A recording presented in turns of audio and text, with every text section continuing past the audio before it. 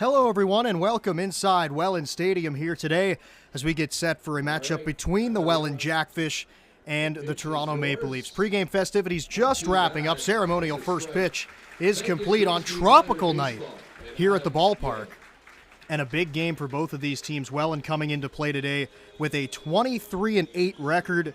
They are now tied for first place in the IBL standings, tied with London at the top. For Toronto on the other side, they are 19-12, sitting in fourth place right now. I'm Brendan Lang, and let's take a look at the starting lineup today, put forth by Damon Topley. The Toronto Maple Leafs line up this way. Jose Vinicio, the shortstop, bats first. Justin Mara does the catching and hits second. John Salazzo, he plays third base and bats third.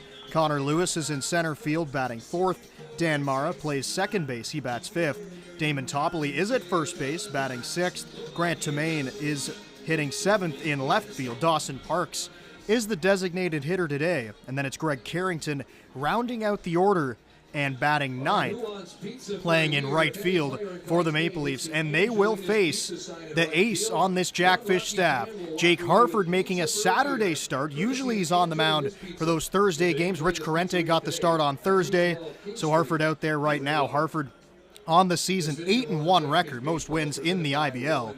He's pitched 62 innings and has a 3.04 ERA, sitting him in the top 10 in ERA, and he's only walked 16 batters all season long, opposed to his 57 strikeouts. So a guy who's got a lot of firepower on the mound, uses the fastball effectively, also does have a good breaking ball as well. We'll take a look at the Jackfish defense before we get started.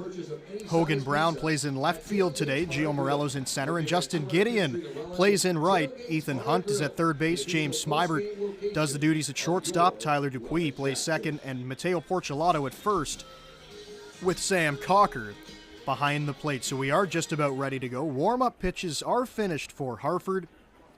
Jose Vinicio hitting .288 on the season, 20 RBIs. He does have a home run as well. He's playing shortstop today. He climbs into the batter's box to start off this game for the Leafs. Good crowd here on hand for a Saturday night ball game, and a perfect day really for baseball. A little bit hotter than I expected down there on the field before the game. The sun was really beaten down out there, so we'll see if there will be a breeze as this game goes along. But Harford's ready for the first pitch of the game, and he delivers to the plate. That's right over the outside edge. Jumps ahead early against Vinicio, the switch hitter, hitting left-handed against the right-hander in Harford. Justin Mara, the catcher, he stands on deck right now. Harford's next offering misses just high above the letters to Vinicio, and the count evens up now at 1-1. Vinicio from the Dominican Republic, playing in his first season in the IBL, first season with the Maple Leafs, was an international free agent signed by the Boston Red Sox back in 2013. The next offering from Harford, he misses up high above the letters once again, and the count is 2-1 for Harford. He likes to go with that high fastball in all different positions in the count, when he's ahead and behind. One of his best pitches, gets a lot of swings and misses at the top of the zone, as he does possess good velocity. His next pitch to Vinicio's popped up into left field. That's Hogan Brown out there now in his tracks. He makes the catch for the first out of the inning. And Justin Mara now walks up to the dish. Batting second, catcher number 9, Justin Morrow. As Mara takes the slow walk to the plate, take a look at his numbers. He has been one of the best hitters in all of the IBL. He's having a great season. .331, 36 RBIs, and he has 11 homers. That puts him in second place in the IBL, just trailing Welland's Justin Gideon, and now Cleveland Brownlee tied at the top with 12. Harford, with one gone in the inning, delivers one inside to Mara. And he falls behind in the count 1-0.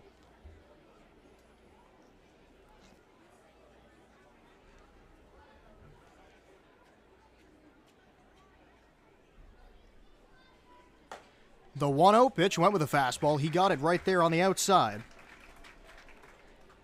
Counts now 1-1 for Mara. This is his 6th season in the league. He's played all of them with the Maple Leafs. Of course, 3 brothers on this Maple Leafs roster. Hartford's next pitch just misses outside. Called a ball by Mike Guthrow. One of the other brothers, Dan Mara, he's playing second base today, batting 5th in the order. He's also having a very strong offensive season. That pitch misses up high. And the count runs to 3-1 now. Hartford continues to try to work up with a fastball, but he has not been able to get it there at the letters. To the first 2 hitters so far today. His next pitch misses outside. He walked him. So Justin Mara goes down to first base. And here comes John Salazzo to the plate now. Number 17, John Salazzo. Another guy with a batting average up there in the mid-300s.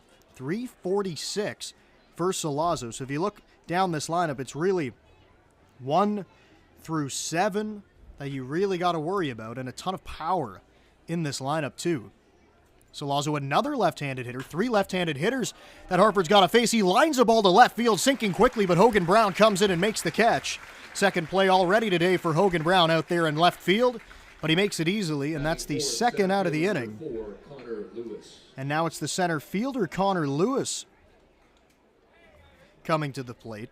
That out recorded by Hogan Brown was a little bit different than the first one he had to record. That ball was hit hard off the bat of Salazzo, going the other way. But he was able to come in and catch it just about knee-high. So there are 2 outs. Connor Lewis now at the plate. Runner standing at first base, and a swing and a miss. Hartford starts him off with a breaking ball and gets him to swing over the top. And he falls behind. It's 0-1 for Mara over there at first base. 1 stolen base on the year. Likely won't be moving in this situation. He stands over there after being walked. Hartford tried to go back to the breaking ball, but he missed outside. And the count is 1-1. The first breaking ball that he threw to Lewis in this at-bat was a little bit closer to the plate. But Lewis did not have a very good swing at it, so Hartford tried to go a little bit farther off the dish, but didn't get him to bite. The 1-1 offering is a fastball, and he's way behind it. That's strike 2, and there is that high fastball. But this time he was able to get it over the plate and able to get a swing and a miss from Connor Lewis. Lewis at 286. He's only driven in 6 runs. And Mara's running. The throw down to second, and nobody's going to be there. He steals it.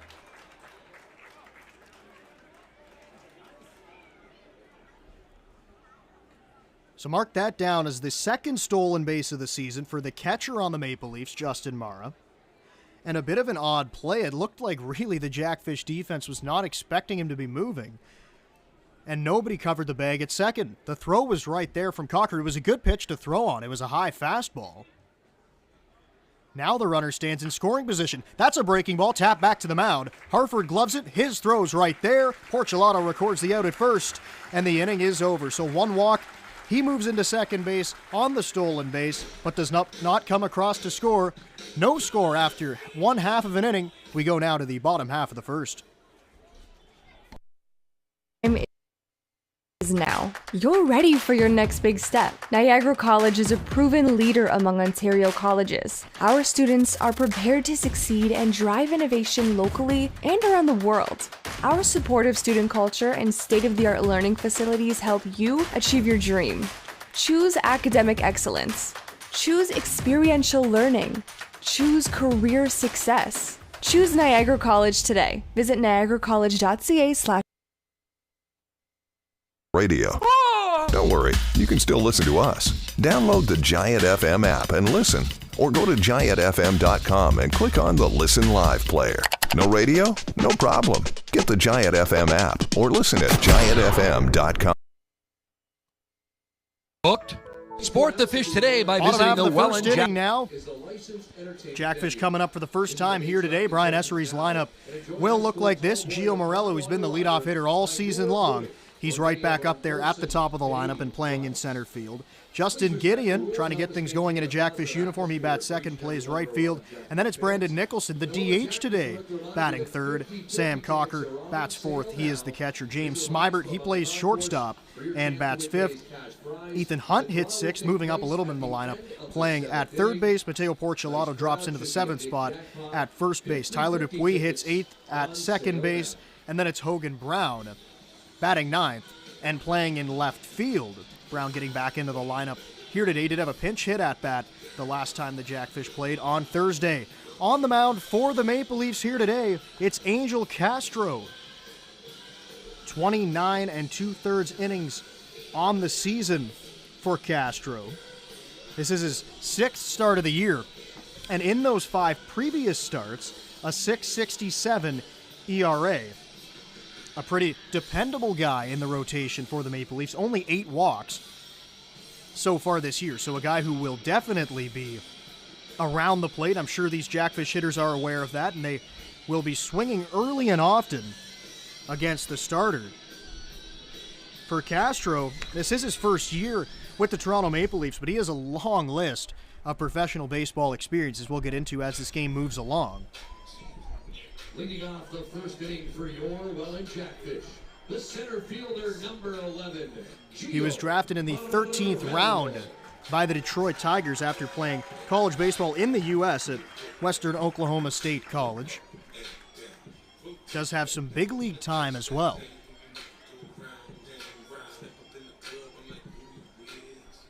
Now 38 years old, pitching here for the Toronto Maple Leafs. He winds and delivers his first pitch of the game right over the top. And that's strike one against Gio Morello. You notice right away he has a very high release point. Again, pitching out of the windup. 0-1 pitch. That's right back up the middle. It's between the legs. That's Vinicio behind the bag. Flip to first. It's in time. Morello retired on 2 pitches. And there's 1 out. Here comes Justin Gideon. Batting second, a right fielder, number And 1, right there to start the ball game. First pitch strike. Next pitch he comes right at Morello once again. Morello was in swing mode. Didn't get a whole lot on it. You thought maybe when it got through the legs of Castro might have had a bid for a base hit, but Vinicio, a very strong defender up the middle. He made the play look easy. And there's 1 out now for Justin Gideon, and he takes a big swing at a first pitch fastball, but comes up empty. And the count is 0-1. Corners playing a little bit in against Gideon. Middle of the infield playing back, and he hits the ball foul first base side. So once again, Castro in the zone here quickly, and Gideon falls behind in the count quickly. It's 0-2. And again, here comes the pitch from Castro. That ball's down. Gideon takes it. First ball thrown by the starter for the Maple Leafs today. Gideon behind in the count 1-2, and that's something that's happened quite a bit since he's come over to this Jackfish roster from Hamilton. He's found himself behind in the count a lot, not really able to hit well ahead. The 1-2, that's fouled straight back over our heads. Count remains at 1-2, because you look at the numbers for Gideon. He's hitting .354 overall on the season. And that batting average before coming over to Welland at .365, hitting .250 in a Jackfish uniform. Only played 3 games, though, in his 4th contest here today, and he takes one up high. Count evens up now at 2-2. The designated hitter, Brandon Nicholson, is on deck. 2-2 pitch. That's cracked in the air, center field. Going back is the center fielder, Lewis. Still back. Now he's on the track, and he hauls it in. Gideon gave it a ride. But he's set down, and there's 2 outs now. Batting third, the designated hitter, number 13. Flags aren't really moving today. Not a whole lot of wind down on the field.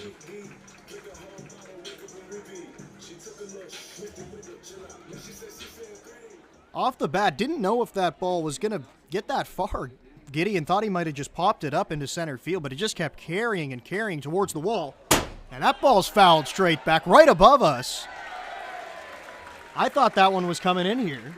That was close. I think that's the closest one we've had. I know we said that last game. Of course I ducked. I'm getting out of the way as fast as I can. I know producer Brent doesn't usually get out of the way. But that ball was coming in quickly. 0-2 down low. And it's a 1-2 count now. Nicholson on the season, 313. The 1-2. He checked his swing. They're going to look down to first. No. The appeal won't be granted. Looked like Castro wanted the strike call on the outside corner, but he didn't get it. He started to walk off the field and then asked for the appeal down to first base umpire Dale LeGros. But he didn't get it. Now the count's even at 2-2, offering to Nicholson. That's a breaking ball. Strike 3 on the outside. Nicholson is retired, and the Jackfish go 1-2-3 here in the first. We go now to the top half of the second. T-shirt toss presented by Time is now. You're ready for your next big step. Niagara College is a proven leader among Ontario colleges. Our students are prepared to succeed and drive innovation locally and around the world. Our supportive student culture and state-of-the-art learning facilities help you achieve your dream. Choose academic excellence. Choose experiential learning. Choose career success. Choose Niagara College today. Visit niagaracollege.ca/. Radio. Don't worry, you can still listen to us. Download the Giant FM app and listen, or go to giantfm.com and click on the Listen Live player. No radio? No problem. Get the Giant FM app or listen at giantfm.com. Booked? Sport the fish today by visiting the Welland Jackfish Tackle Box, the official merchandise shop of your Jackfish. Visit the stand on game day behind Section 107 or visit us online at shop.wellandjackfish.com. There you'll find official on-field hats, t-shirts, novelties, and so much more. Join the Fishhead Nation and shop today.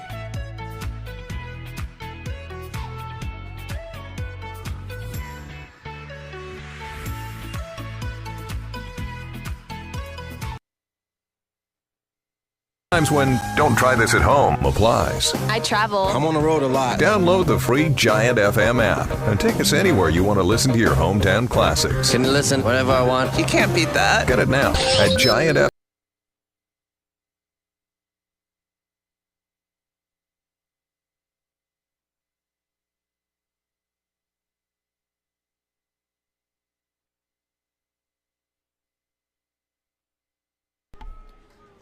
Here comes Dan Mara to the plate now, the number 5 hitter for the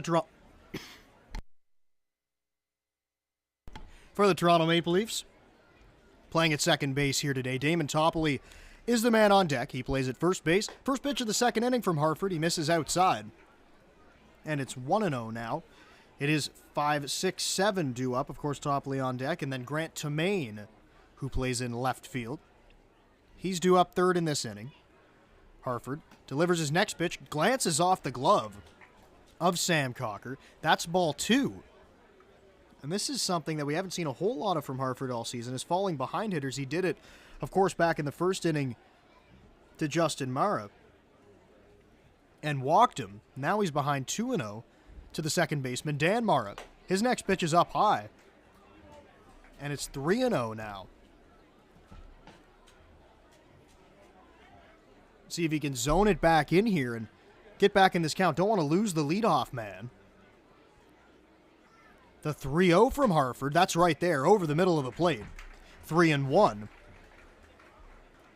Toppoli on deck does not have a high batting average, but he does have some power. It's a 3-1 count right now to Mara. Hartford deals right at the letters. That's strike 2. Mara wanted to leave the box and go down to first base, but Dale LeGros held him right there. Or Mike Guthrow, excuse me. Dale LeGros at first base, and it's Ben Mercier down at third. Guthrow called it a strike at the top of the zone. Now the count's full, and the offering from Hartford. He misses outside. So he works back in the count, but then loses the number 5 hitter. It was close on the outside. First baseman number 7, Damon Toppoli.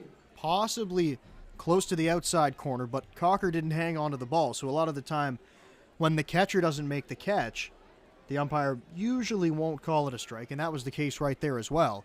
Damon Toppoley's at the plate, and he takes a pitch on the inside for strike one.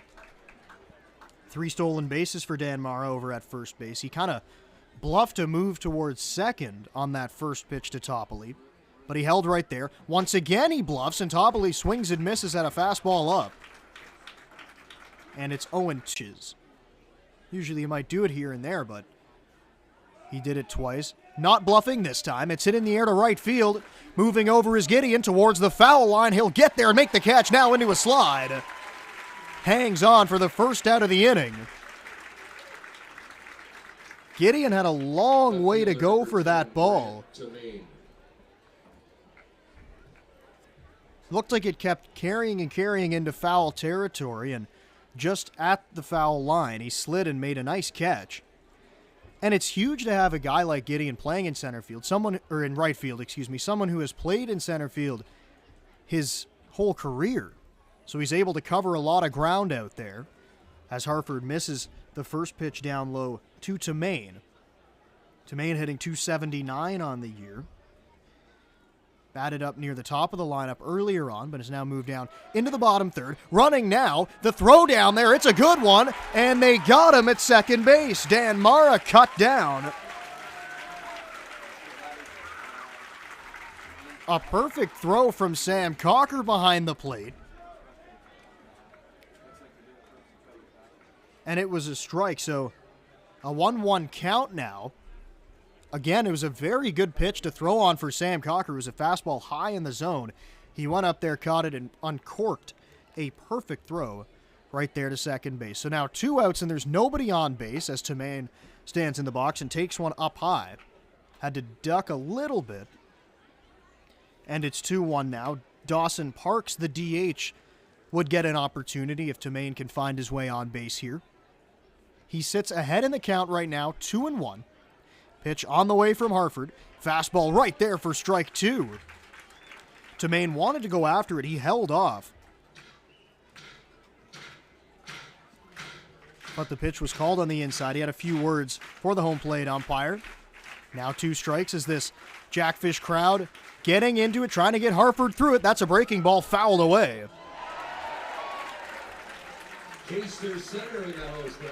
And a great catch made out there by a fan here at the pond.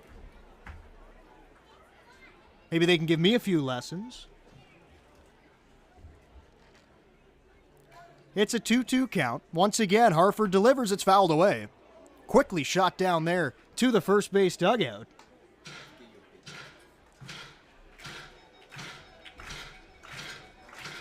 Crowd getting into it once again, trying to get Harford through to get the strikeout here against Tamain. The 2-2.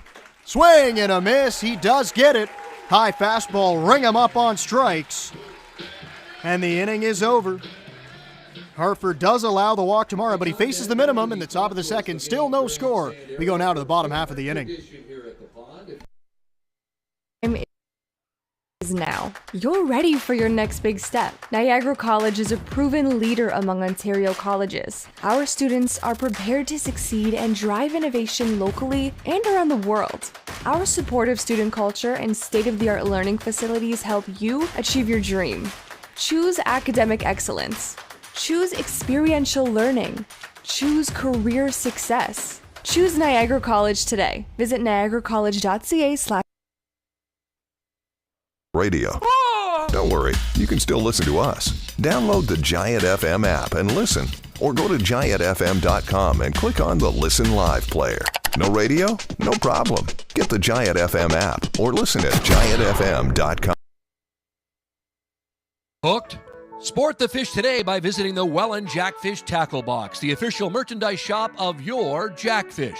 Visit the stand on game day behind Section 107 or visit us online at shop.wellandjackfish.com. There you'll find official on-field hats, t-shirts, novelties, and so much more. Join the Fishhead Nation and shop today.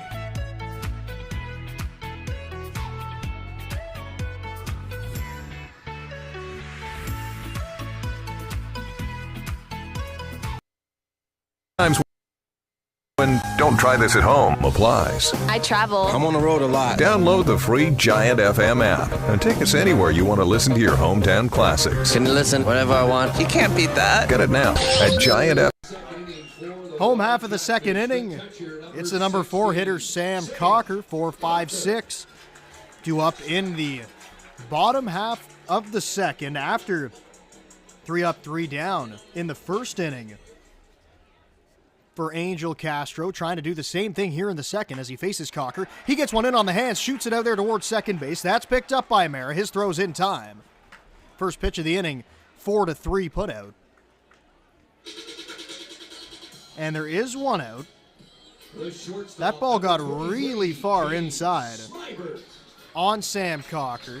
Really got into his kitchen, and all he was able to do was fight it off to the right side. Thought there might be a chance it will get through into right field for a base hit, but wasn't hit very hard. Mara made an easy play out of it. So James Smybert, the left-handed hitter and shortstop today, he walks up with 1 out and nobody on and takes a pitch right at the knees for strike 1. Smybert sitting 9th in the IBL in batting average at .358.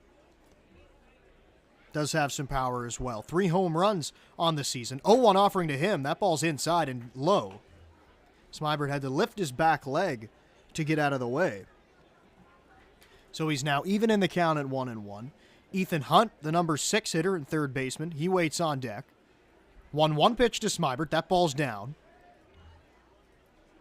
And it's 2-1 now as the throw back to the pitcher Castro. Kind of a little bit high. He dropped the ball, and he's very demonstrative out there on the mound.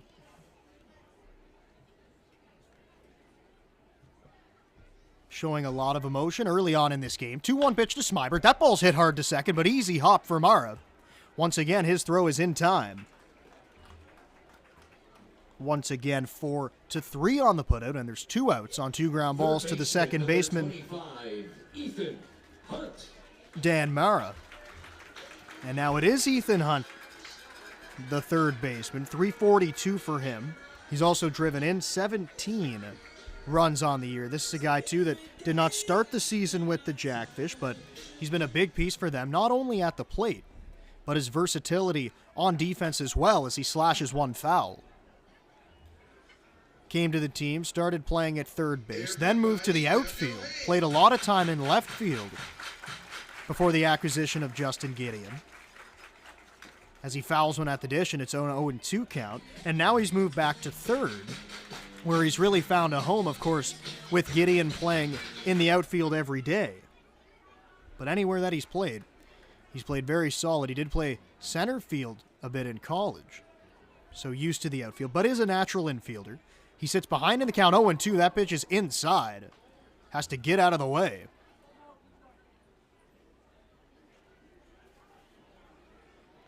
As Castro stares in towards the plate, he has his sign. 1-2 pitch to Hunt. Strike 3 called on the outside. Hunt looked back to Mike Guthrow, but he's rung up. So once again, 1-2-3 go the Jackfish here in the second. We go to the third.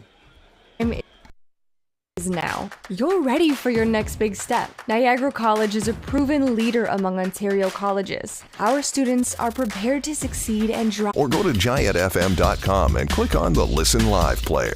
No radio? No problem. Get the Giant FM app or listen at GiantFM.com. Booked? Sport the fish today by visiting the Welland Jackfish Tackle Box, the official merchandise shop of your Jackfish. Visit the stand on game day behind Section 107 or visit us online at shop.wellandjackfish.com. There you'll find official on-field hats, t-shirts, novelties, and so much more. Join the Fishhead Nation and shop today.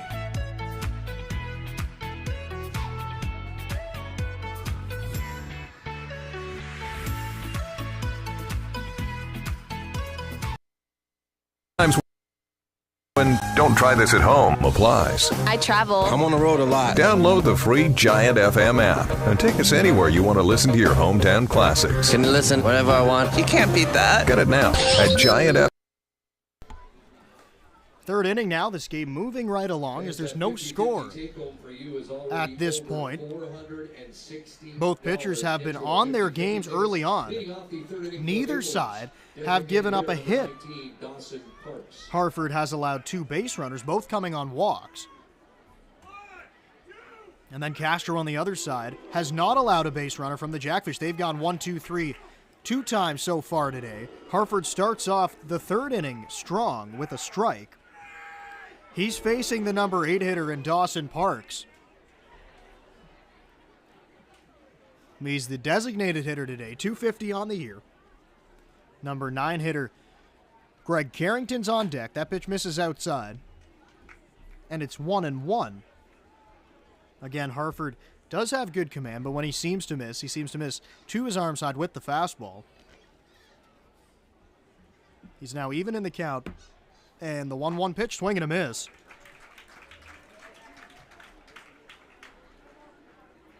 Parks was well behind the fastball. Now we'll see if Hartford wants to go with it again, seeing that Parks was not able to catch up to the first one, or if he goes elsewhere to try to get the strikeout. Here comes the 1-2. He does go with it, and his swing and a miss from Parks.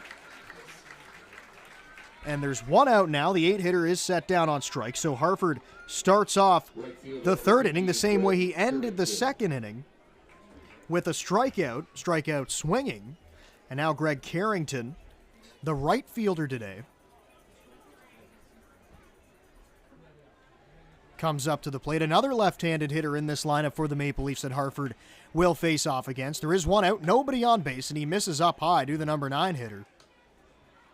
And it's 1-0. Leadoff man Jose Vinicio stands on deck. No score in our game here so far. The 1-0 offering to Carrington. That's a swing and a miss. Once again with the fastball on the outside part of the plate. These Maple Leaf hitters have not been able to catch up to it or get anything on it, really. It's a 1-1 offering from Hartford on the way, and it's bounced out to second. Dupuis up with it. His throw's in time for the second out of the inning, and Hartford is working efficiently here through the bottom of the order, the 8 and 9 hitters, and now he's going to have to get a good hitter in the leadoff man, Jose Vinicio. He's playing shortstop today for the Maple Leafs. Vinicio's first time up, he popped a ball up into left field. Hogan Brown made an easy play of it, so Hartford looking to do the same thing here and see if he can get through this inning, not having to throw too many pitches. Because the way he's throwing the ball right now, you'd love it if he'd be able to go deep into this start today. First offering to Vinicio. Off-speed pitch, it faded down low. It's 1-0 now. Vinicio gets on base. Justin Mara, who walked his first time up, he'll come up to the plate. Vinicio ahead in the count. 1-0 pitch. Just misses inside. 2-0 now as Hartford asking the home plate umpire, Mike Guthrow, if it was inside. He said yes, so Vinicio now way up in the count, 2-0. Looking for a better fate than he had in his first at-bat, but he swings and pops another ball up. Moving into foul territory now is Hunt. He's there, makes the squeeze to retire the side. And 1-2-3 go the Maple Leafs in the top of the third. Welland looking to get their offense going as we go to the home half of the third. Time is now. You're ready for your next big step. Niagara College is a proven leader among Ontario colleges. Our students are prepared to succeed and drive innovation locally and around the world. Our supportive student culture and state-of-the-art learning facilities help you achieve your dream. Choose academic excellence. Choose experiential learning. Choose career success. Choose Niagara College today. Visit niagaracollege.ca/. Radio. Don't worry, you can still listen to us. Download the Giant FM app and listen. Or go to giantfm.com and click on the Listen Live player. No radio? No problem. Get the Giant FM app or listen at giantfm.com. Booked? Sport the fish today by visiting the Welland Jackfish Tackle Box, the official merchandise shop of your Jackfish. Visit the stand on game day behind Section 107 or visit us online at shop.wellandjackfish.com. There you'll find official on-field hats, t-shirts, novelties, and so much more. Join the Fishhead Nation and shop today.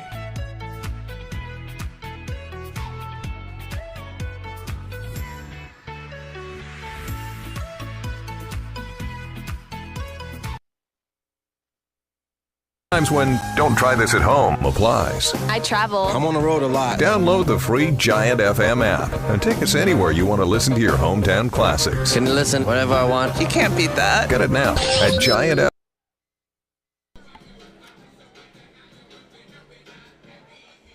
Bottom of the third now as the Jackfish coming up to the plate, looking to get something going against the starter here today, Angel Castro, as he's retired them in order both times that he's faced them here today. Now it's the 7, 8, 9 hitters given the opportunity to break through here and get a runner on base. It's Mateo Porcelato playing at first base today. After him, Tyler Dupuis and Hogan Brown. Those are the three due up in this inning. For Porcelato, 314 batting average on the season. Was hitting in the 2 spot for a long portion of the year as he takes a ball from Vinicio inside. Or from Castro, excuse me. Castro now winds and pitches to Porcelato. He does get a strike right there at the knees. The first pitch looked close to the zone. Must have just been off the plate. But Porcelato hit second in the order until the acquisition of Justin Gideon. He moved down to the 6th spot as he takes a pitch on the outside for a strike. It's 1-2. And now hitting in the number 7 spot with Ethan Hunt moving into the 6 hole. It's a guy that's been versatile all around this Jackfish lineup. He takes up high. And it's 2-2, and he's really been effective anywhere you put him in the lineup. And it just kind of speaks to the strength of this team that a guy who was hitting second for most of the year can drop down into that 7 spot and still put up very productive numbers as he slashes a ball foul down the left side.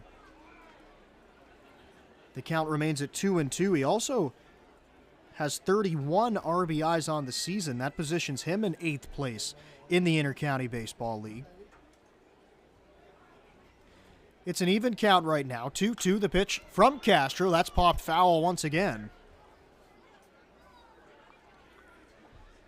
The count remains 2-2, and this is a good at-bat for Porcelato. See if you can make Castro throw a few extra pitches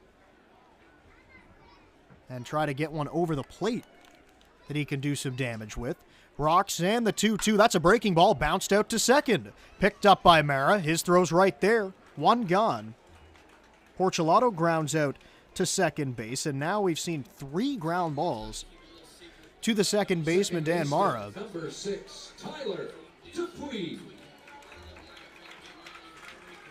A lot of these left-handed hitters getting out in front of those breaking balls and rolling them over there to second base.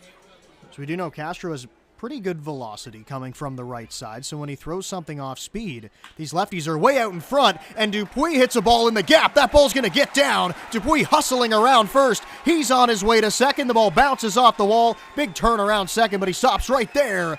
First hit of the game for the Jackfish. First hit of the game for either side, and it's a double for Tyler Dupuis.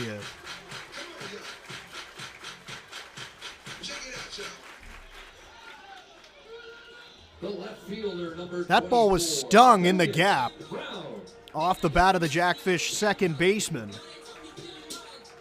And with his speed, there's always a chance that it could go for a triple, but Connor Lewis did a good job of getting the ball in quickly. So he's held right there at second base. It's Hogan Brown to the plate now. No. Brown at 287 on the year, the only hitter in the Jackfish lineup, under 300. It's been a very good offense all season long.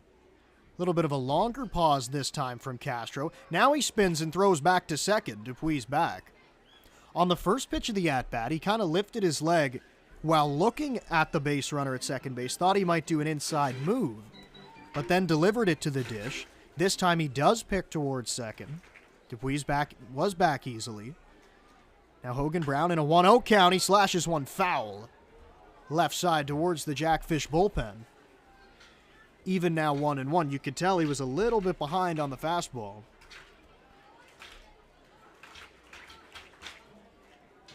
For Castro, was drafted in 2006, and by 2009 he was out of affiliated baseball.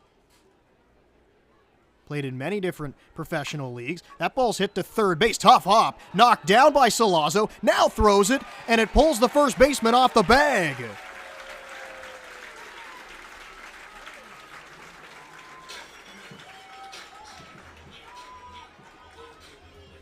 So on the play, Dupuis going to move to third base. That ball wasn't hit that sharply off the bat of Brown, but it kind of had a weird bounce that Salazzo, all he could do was knock it down. And with the speed of Brown busting it up the line, he had to make a quick throw, and it pulled Toppoli off the bag. So now it's back to the top of the order for Gio Morello, and the Jackfish are threatening with only one out. Corners are going to play in. Up the middle will play a double play depth, kind of close to the bag at second. That's Vinicio and Mara. And there goes Brown for second. They're not going to throw. Brown steals it. It was a pump fake by the catcher, Mara, trying to get Dupuis to come down the line. He did. They wanted to go behind the runner into there to third, but Dupuis got back quickly. So a stolen base for Hogan Brown, his 16th on the season. He's in 7th place in stolen bases, and he's a guy that hasn't played every day either. Demonstrates the speed that he has as Morello takes one outside, and it's 0-1. Morello's first at-bat, grounded out to the shortstop, Vinicio.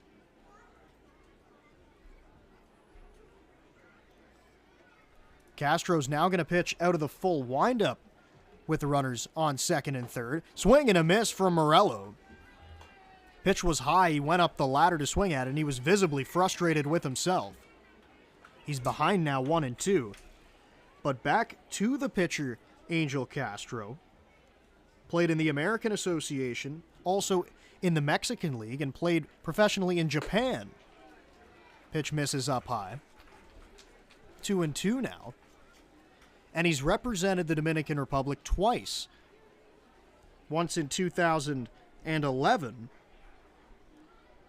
in the Baseball World Cup, and then in 2013 in the World Baseball Classic on that championship Dominican Republic roster. He winds and delivers a 2-2 to Morello, went out of the zone, and hit it foul, just staying alive. So the count remains at 2-2, and that's something Morello has done all season long at the top of this order. Sees a lot of pitches, fouls off tough pitches, and that's why he's been hitting so well and hitting .333 on the year at the top of the order. He's in a 2-2 count. Pitch from Castro. It's bounced to first. Toppoli has it. He's going to step on the bag. Going to allow a run to come in. Dupuis crosses the plate. First run of the ball game for either side. Jackfish lead it now 1-0 on an RBI ground out off the bat of Gio Morello.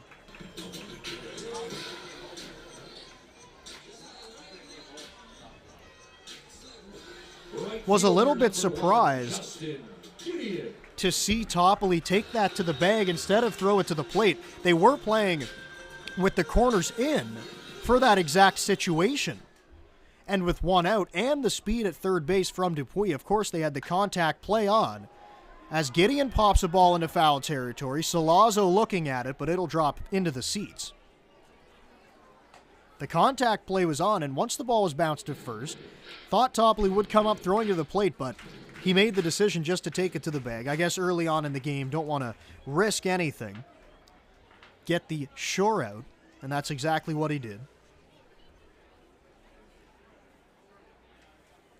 It is a 1-0 lead right now for the Jackfish after Dupuis crossed the plate. Gideon fouls one straight back. And it's 0-2 now, and this would be a massive RBI for Gideon and the Jackfish to pick up that run at third base with 2 outs. He's going to have some work to do. It's an 0-2 count, and he checks his swing, but he goes all the way around. Strike 3, Gideon's down on strikes. And the inning is over, but the Jackfish do break through. They now lead it 1-0 on an RBI ground out by Gio Morello as we go to the fourth inning. Time is now. You're ready for your next big step. Niagara College is a proven leader among Ontario colleges. Our students are prepared to succeed and drive innovation locally and around the world. Our supportive student culture and state-of-the-art learning facilities help you achieve your dream. Choose academic excellence. Choose experiential learning. Choose career success. Choose Niagara College today. Visit niagaracollege.ca/. Radio. Don't worry, you can still listen to us. Download the Giant FM app and listen, or go to giantfm.com and click on the Listen Live player.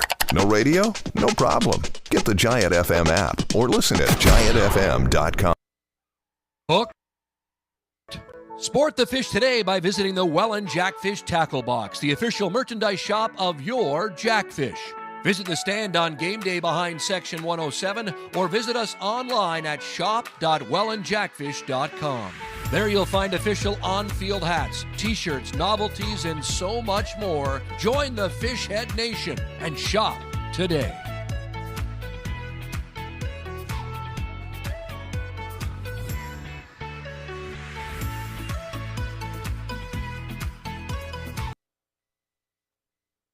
Times when don't try this at home applies. I travel. I'm on the road a lot. Download the free Giant FM app and take us anywhere you want to listen to your hometown classics. Can listen whenever I want. You can't beat that. Get it now at Giant FM.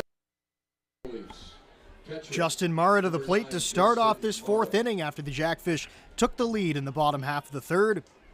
They lead it 1-0. Toronto still looking to break through in the hit column. No hits so far in this game for the Maple Leafs. Mara will try to do that here to start off the fourth inning, but he takes a huge swing and a miss at a first pitch fastball from Harford, and he's down in the count 0-1. Salazzo and Connor Lewis are the other two due up in this inning, with the catcher standing at the plate. 0-1 offering from Harford. That ball drifts just low below the knees, and it's even now at 1-1. Looked like a good spot for Harford, just a tad low. But you'd like to live at the bottom of the zone if you're on the mound here today. Here comes the 1-1. That one's outside. Cocker tried to frame it up, but couldn't get the call. So Harford falls behind in the count. He gets his sign quickly from Cocker and delivers a 2-1. Swing and a miss. Mara was way out in front of that one. Wanted to hit that a long way, but came up empty, and it's 2-2 now. Mara does have 11 home runs on the season, as I mentioned, in his first at-bat. We know he has the power to hit it a long way, and he takes down low. And the count's now 3-2, and Harford's in jeopardy of walking Mara for the second time today. Already has 2 walks on his ledger, walked Mara back in the first inning, and then walked Dan Mara in the second. Now time is called at the plate.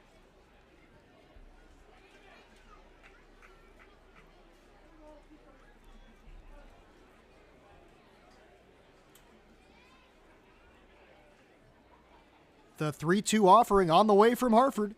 Misses inside. Mara walks again. So the third walk given up by Harford, and it's not something that he's done very often this season. His control is usually around the plate. So Mara on for the second time today. Mara stole a base back in the first inning. Not a big lead over there at first. That pitch is way outside. And it's 1-0 as John Salazzo comes up to the plate. Salazzo hit the ball hard to left field his last time up. The opposite way. Hogan Brown made a nice running catch coming in to retire Salazzo. Next pitch from Harford. He misses up high. Harford's lost the zone. It's 2-0 to the number 3 hitter, and it's not a guy that you want to fall behind in the count to. as he bats with a runner at first base. That pitch to Salazzo was right at the knees. Called a strike. The batter didn't love the call. He's still ahead in the count, though. It's 2-1 as he gets back in the box. Mara's steal back in the first inning was his second of the season. Next offering popped up on the infield. Now Smybert going back into the outfield. Hogan Brown coming in and makes the catch. Second time today, Hogan Brown has retired Salazzo. Center fielder Connor Lewis. Initially off the bat, I thought that ball was just going to be popped up on the infield, but it kept going and going towards the outfield, and Smybert had to go a long way. And it was called off by Brown as he made the catch and made an easy play of it for the first out of the inning. And now here's Connor Lewis. Mara still standing on first base, making some movement over there. That ball's bounced on the ground, off the glove of Porcelato. He's going to have one play. It's to first, and they won't get him. It goes off the glove of Harford. Doesn't bounce away very far. So a ground ball that looked like could have been two ends up with none. And 2 runners on with only 1 out. For Dan Mara now coming to the plate. We'll see how that's scored.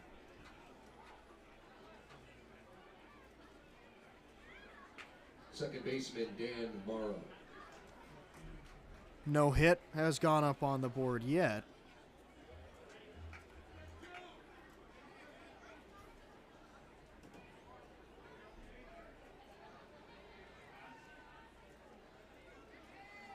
So Dan Mara now the number 5 hitter at the plate, and he takes one just outside. Once again, Harford asking the home plate umpire where that missed. Maybe that'll go down as a fielder's choice and an error on the first baseman, Porcelato. That pitch is called a strike on the outside. Similar location to the last pitch. This one just a bit closer on the edge. Next offering, there goes the runners, and it's bounced through the hole. Mara around third base. He's going to come in to score, and the Maple Leafs have tied up the ball game. It's 1-1.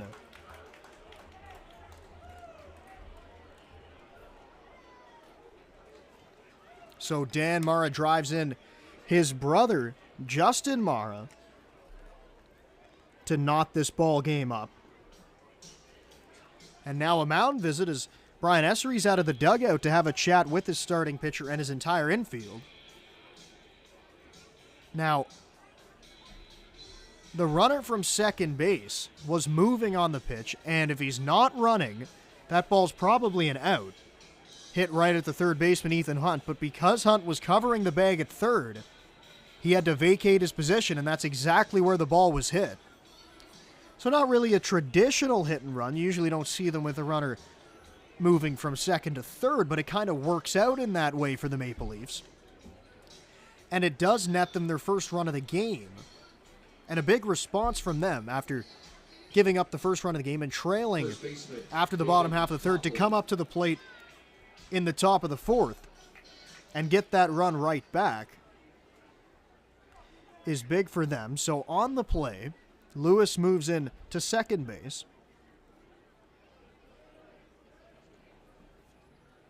And it's Damon Toppoli, the first baseman, at the plate. That pitch is inside. 1-0 now. Grant Tamain waits on deck, so it's Connor Lewis standing over there at second base. And then Dan Mara standing at first. Next pitch to Toppoli. That ball's bounced towards third base, but that's a foul ball.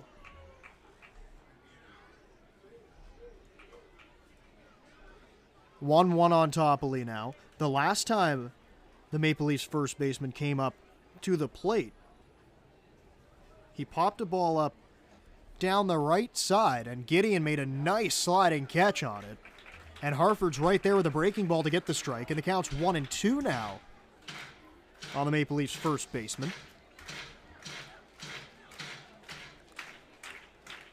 Harford trying to get the punch out, keep those runners on first and second. Ball hit to center field. Moving in is Morello to make the catch for the second out of the inning.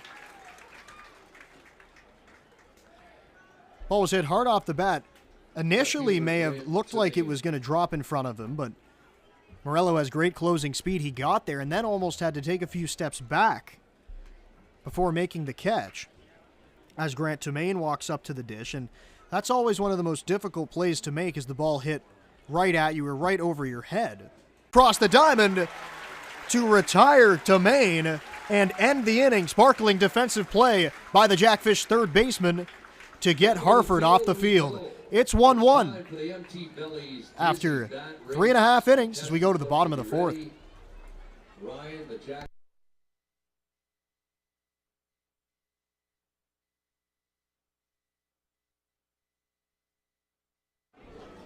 All right, from the Grizzly Coyotes, we got Charlotte and Caden. Welcome to the Empty Bellies Dizzy Battle. This is Rick Smack say, going to my head, to back to forward, spin around until I say stop. When I say stop, you're going to try to hit the ball off the tee. I mean try. Easy. First person to do so is going to walk home with $25 at Empty Bellies. Are you two ready? You ready? Hands, are you ready? It's Saturday. It's the fourth inning that Pond Waters is fixed to go. On your mark, get set. Spin. Go. Round and round and round we go. I want to hear ya. Not bad, not bad. That guy knows what he's talking about. All right. I get what it is, man. I don't know. How long is it? Are you busy yet? This guy says no. Good. He says no, good. Keep going faster. You're done. Uh-oh. On your mark, get set, go.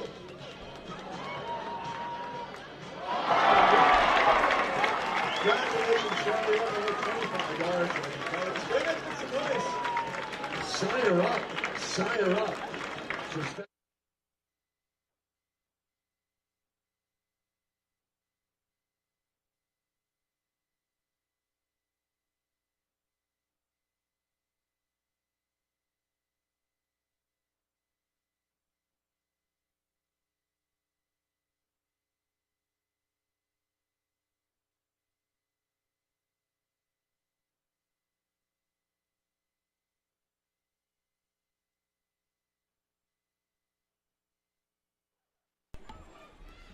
It's the bottom half of the fourth inning. Brandon Nicholson, the designated hitter today. He's going to start things off, batting in the number 3 spot for the Jackfish. And takes one up for ball 1. Jackfish scored a run the last time they came to the plate, but the Maple Leafs answered right back. So we're in a tie ball game. It's 1-1. That breaking ball clips the outside edge. 1-1 is the count now on Nicholson. Next pitch from Castro. That ball misses outside.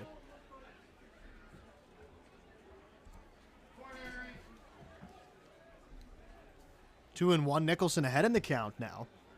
Castro's been able to get ahead of these Jackfish hitters pretty efficiently here today, but Nicholson sitting way up now, 3-1. So that ball misses down below the knees. Standing on deck is Sam Cocker doing the catching today. 3-1 offering from Castro. He misses outside. Nicholson with a lead-off walk.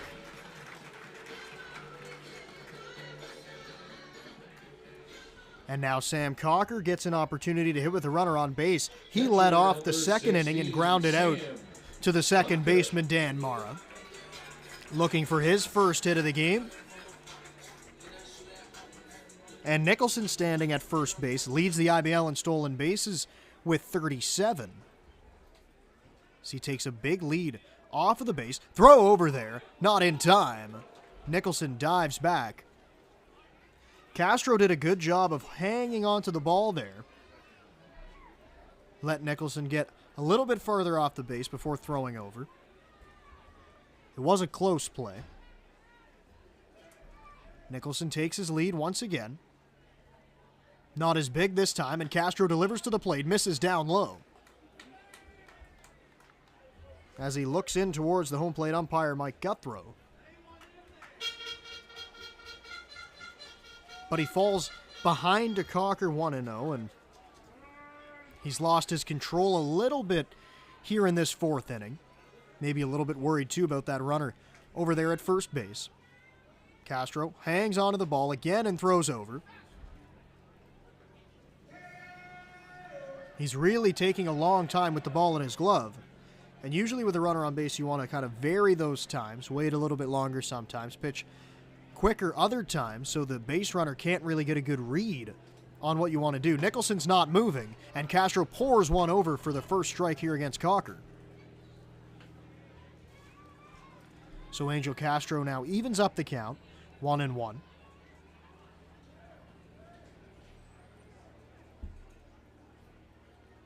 Next pitch to Cocker. That ball misses down low, and it's 2-1. And if you look at the board, same all around. 1 run, 1 hit, and 1 error for each side. Cocker looking to add to that hit and run total right now. 2-1 from Castro. That ball's bounced on the ground to shortstop. Vinicio hasn't go off his glove, and there's not going to be a play anywhere.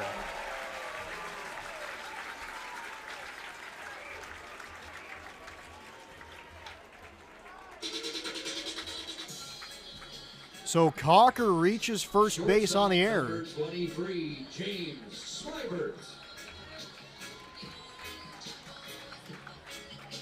That looked like a tailor-made double play ball.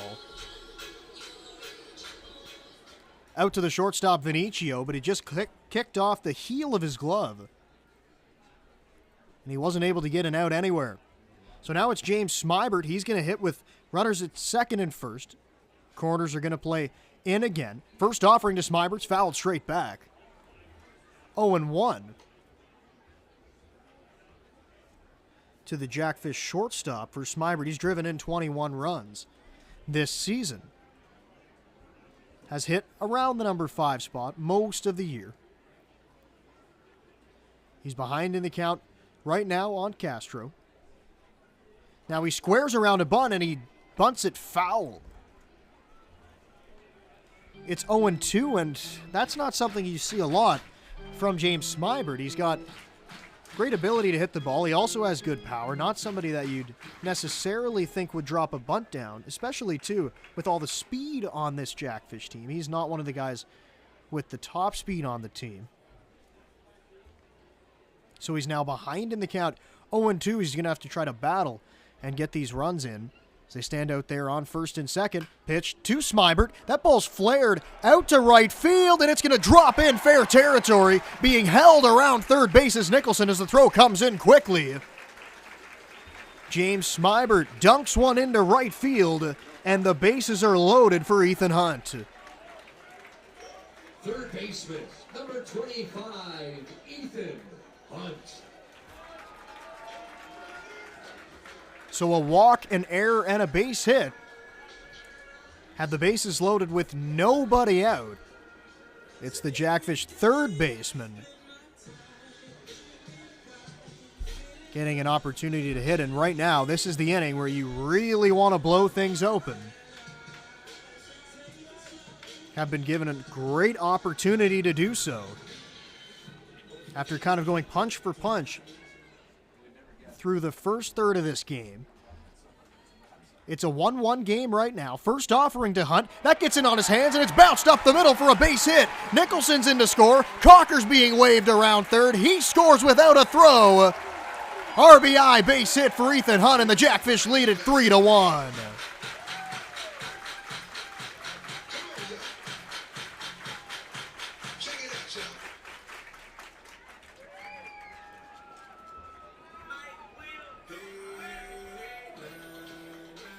He didn't hit it all that hard, but he hit it right up the middle. And that plates 2 runs for Welland, and now there's going to be a meeting on the mound.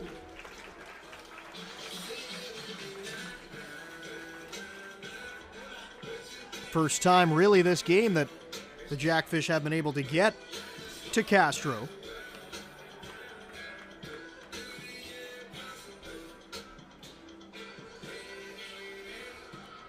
And there's still 2 runners out there right now with nobody out. It's Mateo Porcelato to the plate right now. He grounded out to second base in his last time up to the plate, and he's got 31 RBIs on the year, sitting him third on the team. So a good guy to have at the plate with a couple runners on. First pitch to Porcelato is called a ball, as Castro snaps his glove back at the ball when he gets it from his catcher, Mara. Not pleased with himself or the call. And he's behind against Porcelato. Tyler Dupuis, who had the first hit of the game for the Jackfish, he waits on deck. The 1-0 to Porcelato, that's foul. It was a good fastball right there from Castro. 1-1 count. Now, once again, the corner infielder's still kind of playing in front of the baseline. Toppoli over at first and John Salazzo at third. Middle infielder still playing double play depth. Long hold by Castro. Delivers to Porcelato. He squared around a bunt but pulled it back. That's twice now we've seen in this inning. Jackfish hitters looking to bunt with runners on first and second. Smybert did it, of course, earlier on. Now Porcelato attempted, but he pulled the bat back as the ball was well high. And he's now ahead in the count, looking to do some more damage. But he squares around once again, looking like it'll be a sacrifice, but he pulls it back. They throw into second. Back easily as Smybert. It's 3-1 now, and Porcelato squared around extremely early right there, which shows you that he was trying to sacrifice, not bunting for a base hit. But in a 3-1 count now, I wonder if they take the bunt sign off and let him swing away. Salazzo and Toppoli still playing in on the grass. He's not bunting, and he takes a strike on the outside. It's 3-2. Still nobody out in this inning. Smybert standing at second base. Ethan Hunt, who had the 2 RBI base hit, stands at first. Porcelato looking to drive in a couple runs right now. Here comes the 3-2. That's cracked in the air, center field. Connor Lewis is right there, coming in a few steps now, makes the catch. Throw is cut off by the shortstop Vinicio, so that's the first out of the inning. Smybert kind of bluffed a tag at second base. Second baseman, number 6, Tyler Dupuis. But he didn't go anywhere. It was a strong throw by Lewis, and you're really shown right there the arm strength that the Maple Leaf center fielder possesses. So now Tyler Dupuis comes up to the plate. Mentioned before, he did have that double his first time up, and he'd like to do the same thing right now. With still 2 runners standing out there, neither runner able to advance on the fly ball to center field. Number 8 hitter at the plate. Number 9 hitter waits on deck. Dupuis checks his swing and fouls it towards the Maple Leafs dugout for the first strike against him.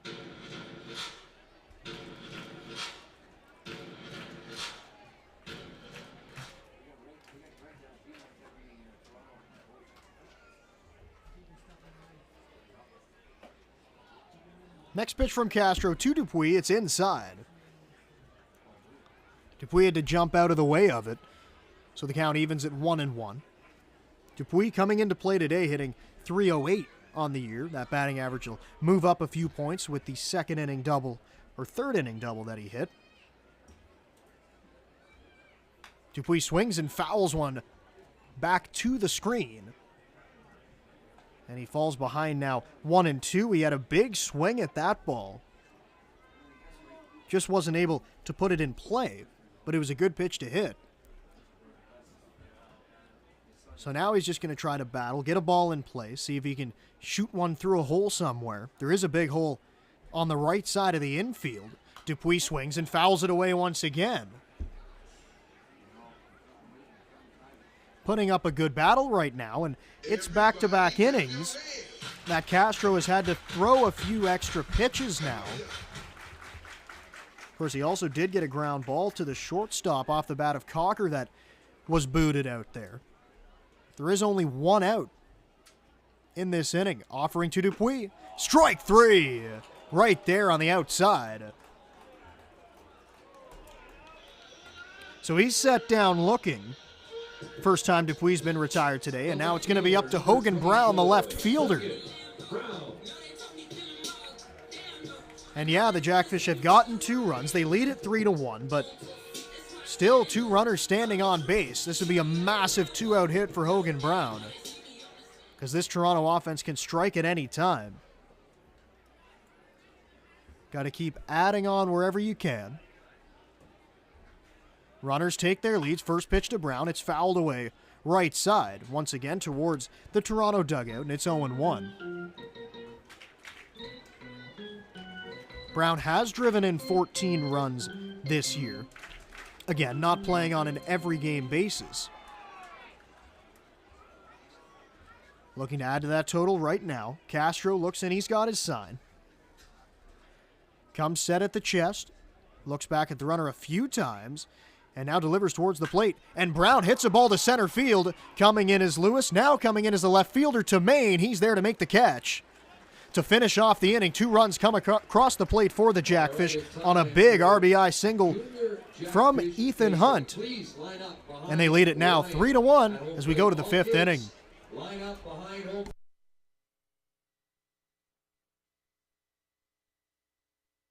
The director of fun says let him go.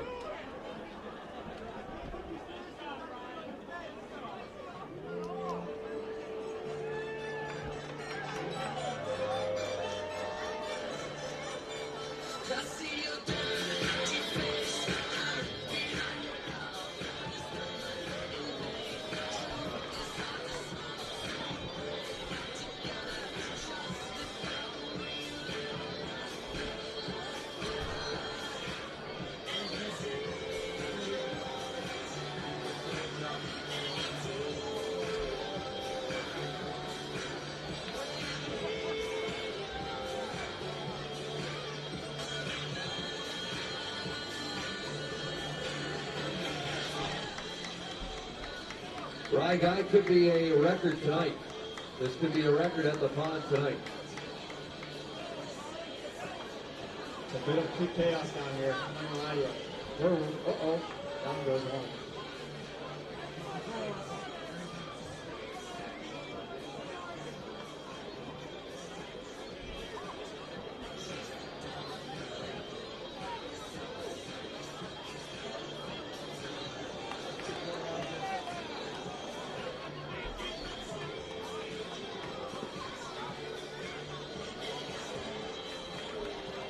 One time around, everyone. One time around. Director of fun is there. One time around and then off the field, please.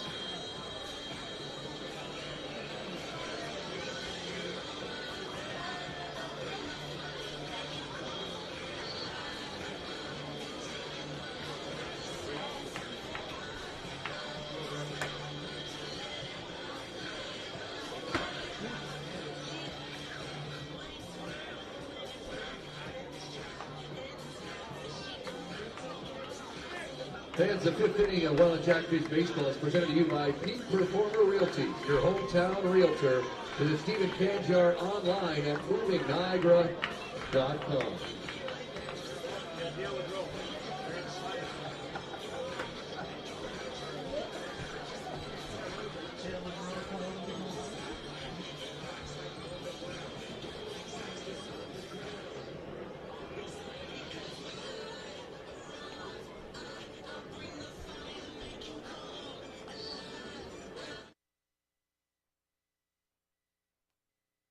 Time is now. You're ready for your next big step. Niagara College is a proven leader among Ontario colleges. Our students are prepared to succeed and drive innovation locally and around the world. Our supportive student culture and state-of-the-art learning facilities help you achieve your dream. Choose academic excellence. Choose experiential learning. Choose career success. Choose Niagara College today. Visit niagaracollege.ca/radio.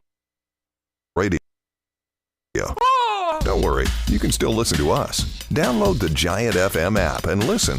Or go to giantfm.com and click on the Listen Live player. No radio? No problem. Get the Giant FM app or listen at giantfm.com. Booked? Sport the fish today by visiting the Welland Jackfish Tackle Box, the official merchandise shop of your Jackfish. Visit the stand on game day behind Section 107 or visit us online at shop.wellandjackfish.com. Designated hitter Dawson Parks, number 8 hitter today for the Maple Leafs. He's going to lead off this 5th inning. Jackfish now lead it 3-1. Still getting the kids off the field after a long time around the bases. Of course, every end of the 4th inning here at the pond, the kids get to run the bases, and PA announcer Rod Mahood was saying that may be a world record. Maybe the most kids we've had running around here, and it took a while. Now they are off the field, and we're ready to go for the 5th inning. Here on tropical night at the park, and you can see the different uniforms that the Jackfish are wearing. And I gotta say, I think these are my favorite specialty uniforms that they've worn. First pitch of the inning is fouled off by Parks. Post-game as well. Don't forget you can run the bases after the game tonight as well. So it's an 0-1 count on the DH, Dawson Parks. Number 9 hitter Greg Carrington stands on deck. Next pitch to Parks. He swings and misses, and it's 0-2. Parks did not have a good at-bat his first time up. He struck out swinging and looked lost. And he's behind in the count quickly again to Harford. The 0-2 offering, swing and a miss. Parks is down once again, strikeout swinging for the first out. 1 out, and now here comes Greg Carrington, the right fielder. He grounded out to the second baseman, Tyler Dupuis, his last time up in the 3rd inning. That's a good first out and a good quick first out for Harford. See if he can get through this inning with minimal pitches thrown, allow the offense to get right back up and see if they can pick up where they left off. Tack on a few more runs for him. First pitch now to the number 9 hitter Carrington. It's a breaking ball that bends right over the outside edge. It's 0-1. Jose Vinicio, the shortstop, leadoff hitter. He waits on deck. 0-1 offering to Carrington. Swing and a miss. A big swing. Ball was up. Carrington trying to hit a ball a long way out there. He does have 2 home runs on the season. Left-handed hitter facing off against the righty Harford. The 0-2 to Carrington. Swing and a miss. Tried to pull it out of the catcher's glove. For the second out of the inning, back-to-back strikeouts for Harford. Back-to-back swinging strikeouts for Jake Harford. And Carrington on that last pitch, he must have been expecting something off speed because he was about a year late on the fastball. So there's 2 outs now as it's Jose Vinicio. 288 hitter coming into play today. First pitch from Harford. That ball smacked on the ground. Picked up on a hop by Dupuis. Throw is in time. Another great defensive play to finish off the inning here in the 5th. And the Maple Leafs go 1-2-3. Jackfish lead at 3-1 as we go to the home half of the 5th. Is now. You're ready for your next big step. Niagara College is a proven leader among Ontario colleges. Our students are prepared to succeed and drive innovation locally and around the world. Our supportive student culture and state-of-the-art learning facilities help you achieve your dream. Choose academic excellence. Choose experiential learning. Choose career success. Choose Niagara College today. Visit niagaracollege.ca/. Radio. Don't worry, you can still listen to us. Download the Giant FM app and listen. Or go to giantfm.com and click on the Listen Live player. No radio? No problem. Get the Giant FM app or listen at giantfm.com. Hook. Sport the fish today by visiting the Welland Jackfish Tackle Box, the official merchandise shop of your Jackfish. Visit the stand on game day behind Section 107 or visit us online at shop.wellandjackfish.com. There you'll find official on-field hats, t-shirts, novelties, and so much more. Join the Fishhead Nation and shop today.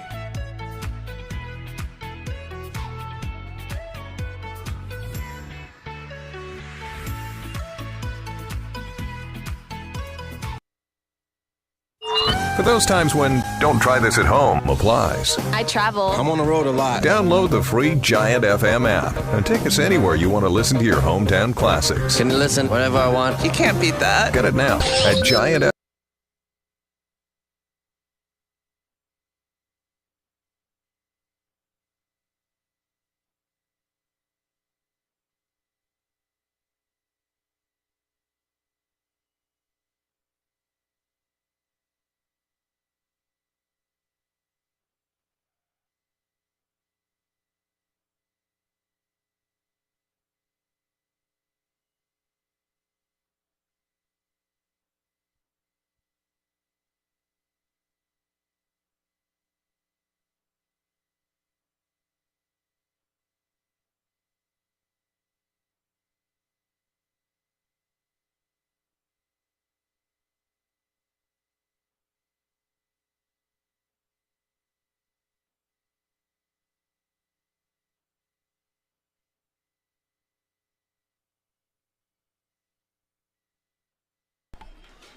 Let's go to the bottom half of the fifth inning now. Brendan Lang here with you as the Jackfish lead at 3-1. Gio Morello coming up to the plate. He is the leadoff hitter today, and he's going to be able to lead off the fifth inning. Morello is 0 for 2, but he does have an RBI. The last time he came up, he bounced a ball to the first baseman, Damon Toppoli, as Tyler Dupuis came across the plate to score. First pitch of the inning to Morello is a called strike on the outside. Castro gets ahead of the Jackfish leadoff man. Gideon and Nicholson due up as well. The 0-1 to Morello. It's fouled away. Straight back. And it's 0-2 now. Castro was roughed up a little bit in the last inning, had to throw a few extra pitches, but he's coming right after Morello. That ball's bounced to shortstop. Venicio's up with it this time, and his throw is in time to get the speedy Morello. So he's set down. The second time today, he's grounded out to the shortstop, Venicio. And here comes Justin Gideon to the dish. Nobody on for him with one out. Gideon 0 for 2 as well. He struck out swinging in his last opportunity at the plate, looking to change those fortunes a little bit, as Castro got Morello quickly to start off the inning. First pitch to Gideon, that's a breaking ball right there. First strike one.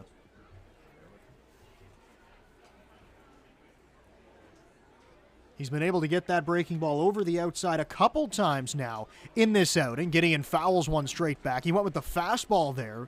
Gideon was late on it. So it's an 0-2 count. Back-to-back hitters now in the fifth inning that Castro has gotten ahead 0-2 against. Long pause here, and now delivers the 0-2 to Gideon. That ball smacked in the air left field. Tomaine moving over. He reaches out, and he's not going to get there. It bounces on the track. Gideon around first, on his way to second. He'll stop right there. A ringing double off the bat of Justin Gideon. And there's a runner on at second base now. One out in the inning. And here comes Brandon Nicholson.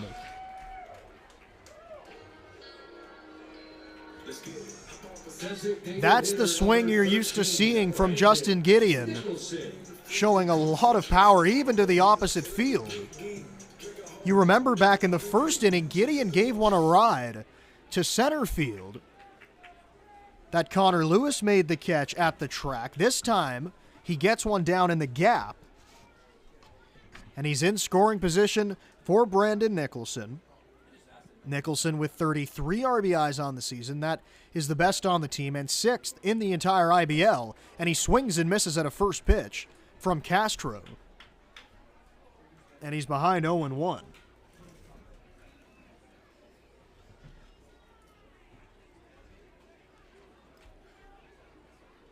Nicholson sitting in an 0-1 count. Long look, and the runner at second base. Dancing around out there, and time is called by the hitter Nicholson. Going back to Castro, he actually does have some major league experience. Pitched for the Oakland Athletics in 2015. Just made 5 appearances. the only time he did pitch in the big leagues.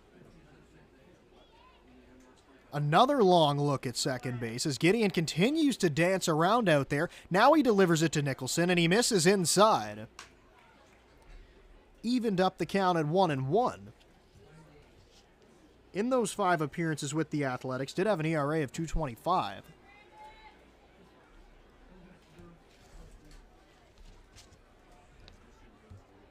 Now pitching in his first season with the Toronto Maple Leafs. The 1-1 to Nicholson. That got in on his hands. Bounced out to Salazzo at third base. He picks it up. Low throw. Can't be dug out by Toppoli. And the runner's going to move from second to third. So Nicholson gets on. We'll see where the error scored on that. Likely on the third baseman, Salazzo.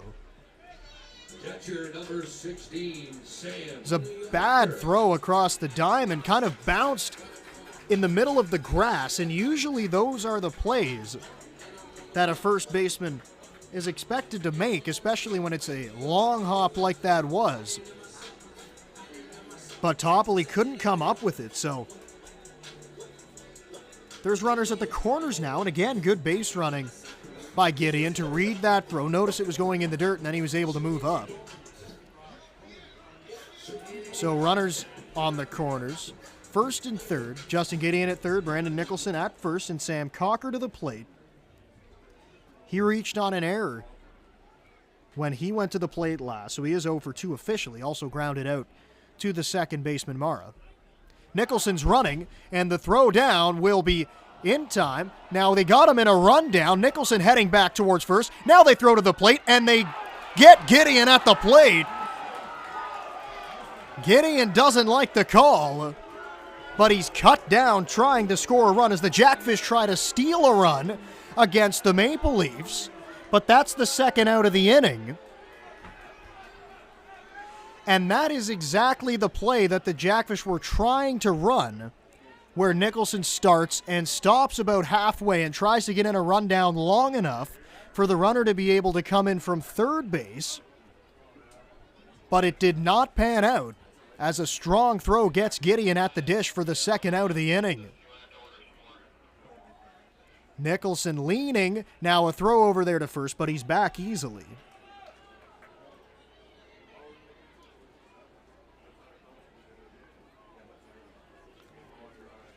So now just a runner on first base after that sequence of events that saw Justin Gideon thrown out at the plate.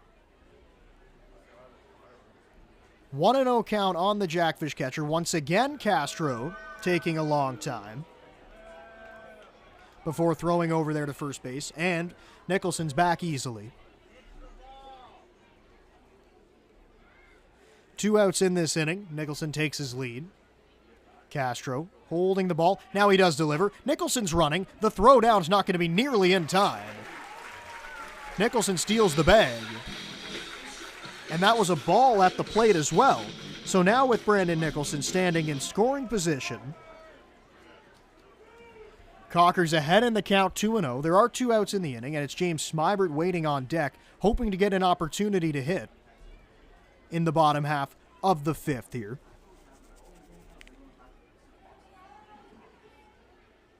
Looks at the runner at second and comes home with it. Cocker bounced on the ground at third base. It sneaks under the glove of Salazzo, and Ricky Pilateri's going to wave home Nicholson. Here comes the throw to the plate. It's up the line. He scores. And the Jackfish take a 4-1 lead.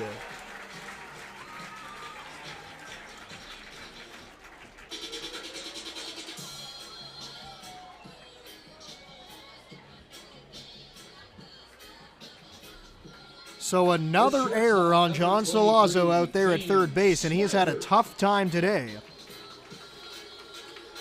The entire defense for the Maple Leafs has been a little bit shaky. That's the 3rd error of the game for Salazzo. 2nd of the inning. And it'll give James Smybert an opportunity to hit with a runner in scoring position. Castro delivers the first pitch. It's popped up into foul territory. That ball will get out of play. 0-1 on Smybert.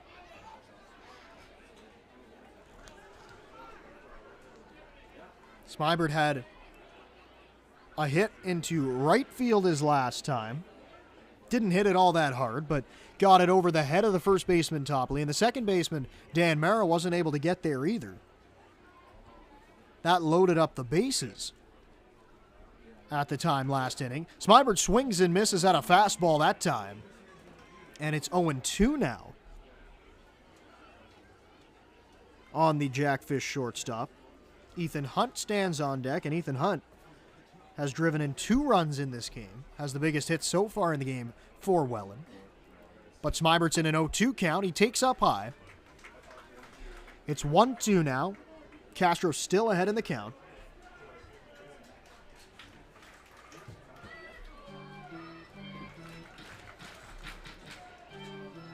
Angel Castro trying to work through this. Nobody moving down in the Toronto bullpen. And here comes the 1-2. Smybert pops it up foul over our heads here in the press box, and the count remains at 1-2.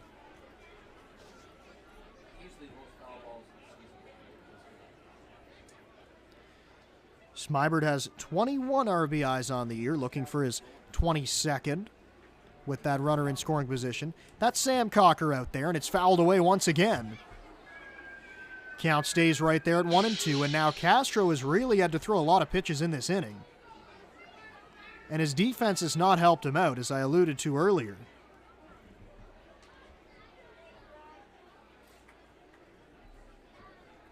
Looking out at the runner and delivering another 1-2. That's flared in the air left field. It's going to drop. Cocker being waved around third. He'll come in to score easily. James Smybert drives in a run, and it's 5-1 Welland.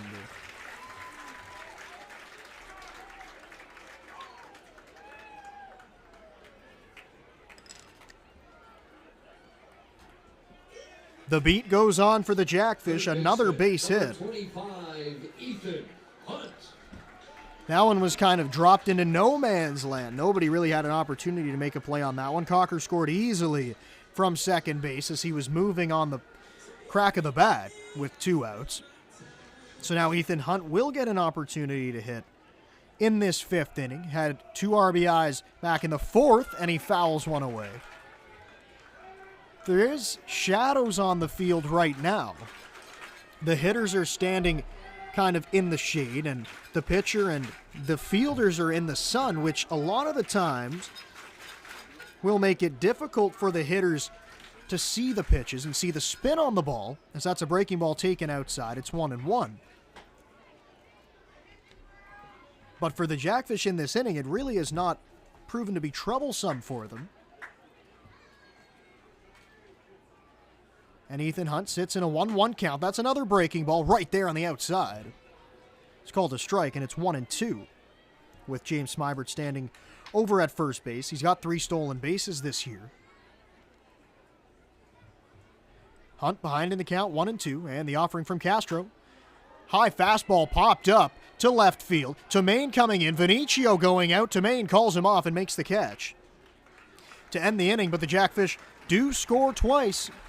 They lead it now 5-1 as we go to the 6th.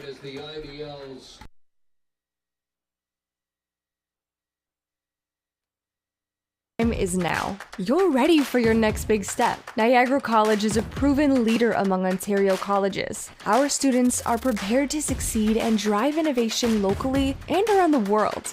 Our supportive student culture and state-of-the-art learning facilities help you achieve your dream. Choose academic excellence. Choose experiential learning. Choose career success. Choose Niagara College today. Visit niagaracollege.ca/.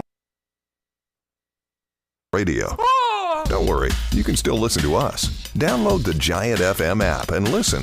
Or go to giantfm.com and click on the Listen Live player. No radio? No problem. Get the Giant FM app or listen at giantfm.com. Sport the fish today by visiting the Welland Jackfish Tackle Box, the official merchandise shop of your Jackfish. Visit the stand on game day behind Section 107 or visit us online at shop.wellandjackfish.com. There you'll find official on-field hats, t-shirts, novelties, and so much more. Join the Fishhead Nation and shop today.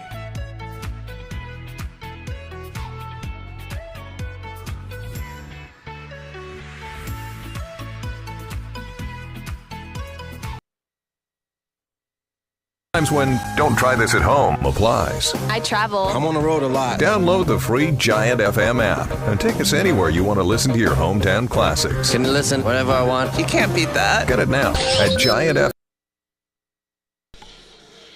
It's the 6th inning now, and the Jackfish have a 5-1 lead. 5 hits on the board for them, just 1 for the Maple Leafs as they try to make a comeback here against Jake Harford, who's been really strong today. Of course, he started off the season as one of, if not the best pitcher in the entire league. He did have a little bit of a stumble throughout the midway point of his season, but now he's come on strong once again. And he's pitching well against a good lineup in Toronto. First pitch of the 6th inning is on the way from Harford. It misses up high. It's Justin Mara to the plate. And Harford has not been able to find the zone today against Mara. He's walked him twice. Has not allowed him to come all the way around to score either time, though. The 1-0 pitch to Mara. Once again, he misses. And it's 2-0. To the Maple Leafs catcher, John Salazzo, the third baseman, is on deck. Connor Lewis, the center fielder, he waits in the hole.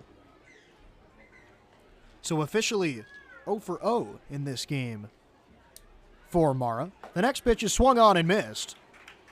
Harford went with the fastball. Mara couldn't come up with anything. But he's still ahead in the count at 2-1.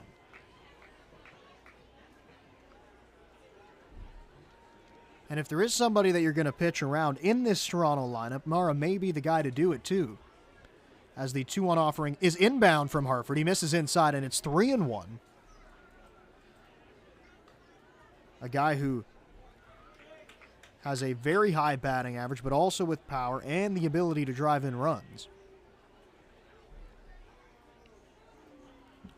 He sits way up in the count, 3-1 against the Jackfish starter. 3-1 offering, that's bounced out to first base, and it goes underneath the glove of Porcelado, bounces in to foul territory. Mara around first base. He's on his way to second. The throw in there, and they got him! The ball was bounced on the ground to the first baseman, Mateo Porcelado. It kicked off his glove, went in to foul territory. He ran, retrieved the ball, and then made a strong throw to second base to retire Mara there. So a bit of a circus act to start off the 6th inning. But nonetheless, they do get the out. So he makes up for the error right away.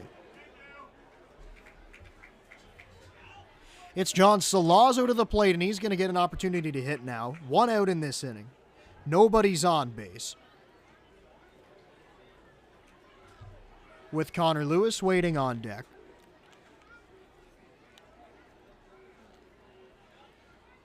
The 1-0 to Salazzo. He misses up high. And Harford takes a bit of a walk around the mound. Maybe lost the grip a little bit on that pitch there, as you saw him kind of look at his fingers. Comes set at the belt, and the 2-0 is inbound. Salazzo swings and hits it foul down the left side. And it's a 2-1 count. Salazzo has gone the other way a couple times today. He's lined out and popped out to the left fielder, Hogan Brown. Hit the ball hard back in the first inning, but he's got nothing to show for it. He's 0 for 2. That pitch is right there for Harford on the outside. And it's 2-2 now. On the third baseman for the Maple Leafs. Once again, those shadows continue out there. Harford on the mound is standing in the sunlight. And there's the pitch, fouled at the dish, just off the glove of Cocker. Unable to hold on to it. If he was able to, it would have gone down as a punch out. But Salazzo gets another chance at the plate.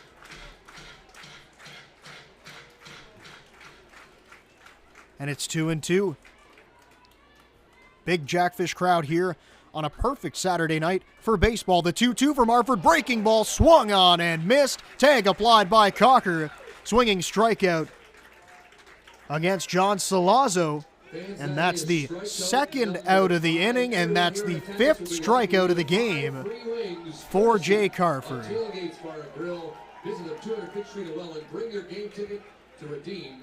All five have come from the swinging variety. And here comes Connor Lewis now to the plate. Lewis reached his last time up on a ground ball to first base that bounced off the glove of Porcelato. That pitch misses outside. And it's 1-0 to the Maple Leaf center fielder, Dan Mara. He's on deck. He'll get an opportunity to hit if Lewis can find his way aboard. That pitch is popped up in foul territory. Porcelato moving over now, standing on the grass, makes the play, and the inning is over. Harford goes 1-2-3 against the Maple Leafs in the top half of the sixth inning. We go to the bottom half now here at Welland Stadium.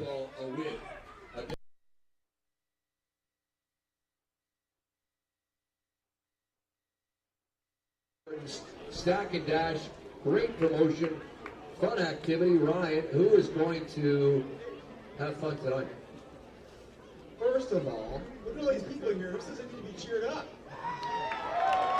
Come on. Listen, here's the Tim Hortons Stack and Dash with Ken and Carlene, Lindsay, and Jake. Here's how it works. When I say go, run your donuts, grab one at a time, bring out your partner, stack it on all four. Stack to take off to me, or to Jacques, sorry. First person across the line was $25 at Tim Hortons. Are you guys ready? Are you ready, people? Woo! On your mark, get set, go! We're off. They weren't sure what doing this on the promo, but I got them. Now they're super excited. Get down. There you go. Down to the floor, down to the floor. Help out there, Jackson. Help out. Jax, help out. There we go. All right, we got the three. This is quick. All right, last one. Come on, Fitz. Go! All right. And the cash. Oh. She's determined. Look at her. She's determined. Congratulations. $25 to Hortons. We're having some fun tonight. Tim Hortons is the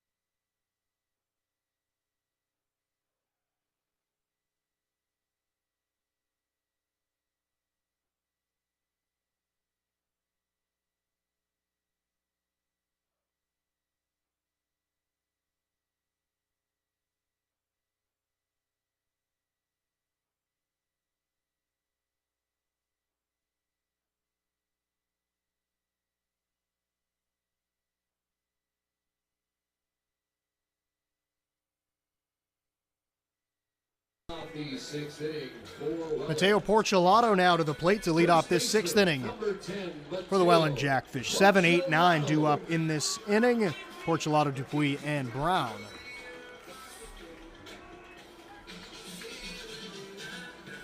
Porcelato 0 for 2 so far today. He's grounded out and flown out in his two at-bats.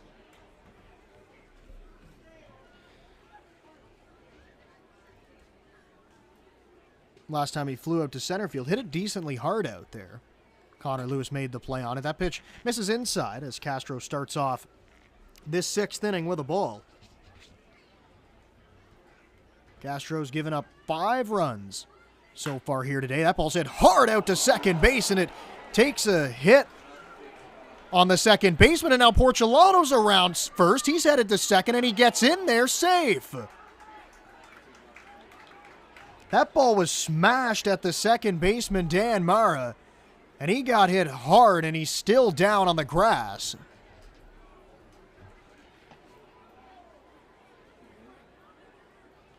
Heads up base running by Porcelato to go around first and get into second base, but now the concern turns to Mara, who's still down on his knees. That ball took a chunk out of him for sure. The ball was hit very hard on the ground. Bit of a tough hop it took before getting to him as well. We've seen a couple tough hops down to the third baseman Salazzo today. Ball must have had some top spin on it as he remains down out there. And then on the play when Porcelado went into second base, the pitcher, Castro, was covering the bag and toppled over him, but it looks like both of them are okay. And Mara now back to his feet as he's walking around. Not exactly sure where that got him. It may have got him up in the face. Now that we're seeing him kind of apply a napkin to his face, he stands around the cut of the grass, and it looks like he's going to be removed from this game.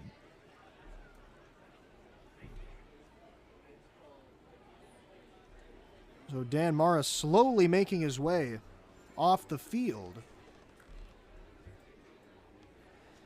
as he's greeted by his teammates.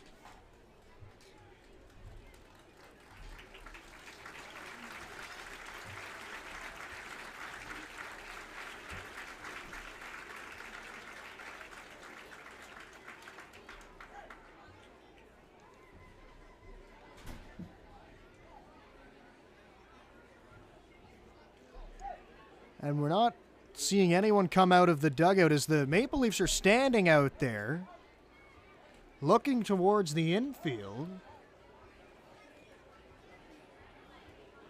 Not exactly sure what they're looking at, as it looks like Mara is going to be out of the game, but he seems to be okay standing down there by the Maple Leafs dugout. So that's good to see that he was able to walk off the field.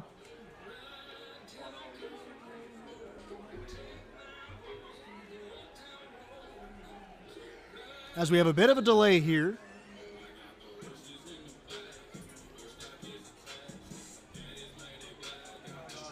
And again, not seeing if anyone will be coming in for Mara, or he will be staying in the game after a moment.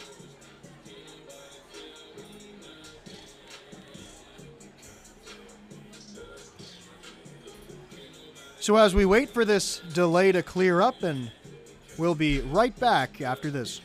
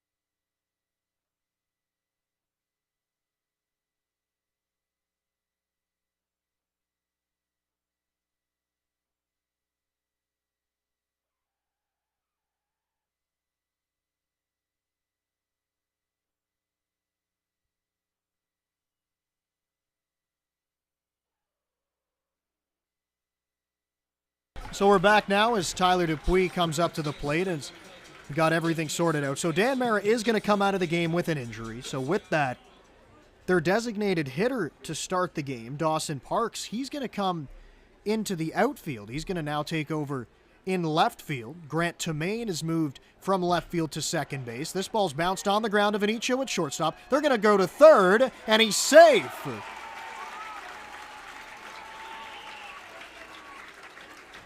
That was the right call by the shortstop Vinicio. With the speed of Tyler Dupuis, he was not going to be able to glove it with a backhand and throw off balance to throw at Dupuis. So he tried to go the short way to third, but still, Porcelado was able to get in there. Left fielder, number 24. So that's a fielder's choice that Dupuis reaches on. And there's still nobody out for Hogan Brown, the left fielder, coming up to the plate for the Jackfish. His chance to hit with the runners at the corners. Dupuis takes his lead off of first. They throw over there, and he gets back. As there is now movement down in the Toronto bullpen. Nobody's throwing at this point, but they're just kind of stirring down there. Still nobody out. Runners on the corners. Hogan Brown, the number 9 hitter, at the plate. Back to the top of the order after that. Dupuis runs, and this ball smashed in the air right field. Going back is Carrington, now at the wall, and it is off the wall. 1 runs in to score. Hogan Brown into second, and it's 6-1 Jackfish as Porcelado crosses the plate.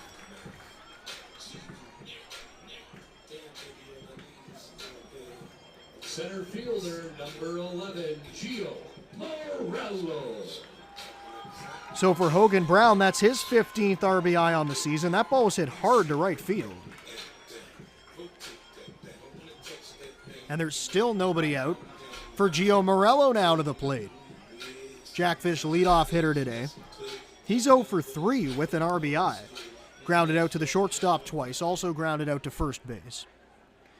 And now the Jackfish have a 5-run lead and nobody out, with 2 runners standing in scoring position. Good speed on the bases with Dupuis 90 feet away at third base. Hogan Brown on at second. Castro pitching out of the full windup, delivers one inside to Morello.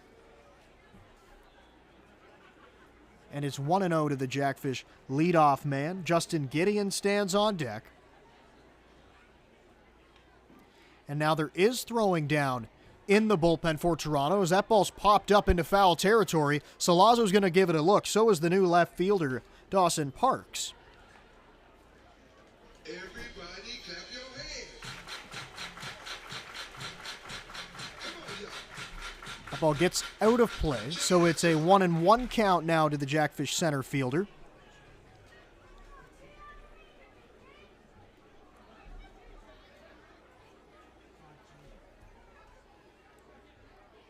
One offering from Castro. It's in the air to left field, and it's going to get down. Dupuis in to score. Brown's around third. That ball gets past the left fielder, Parks. Morello on his way to second. He touches the bag. Now going into third base. He'll get there standing up. Tack on 2 more RBIs. And the Jackfish lead it big. It's 8-1.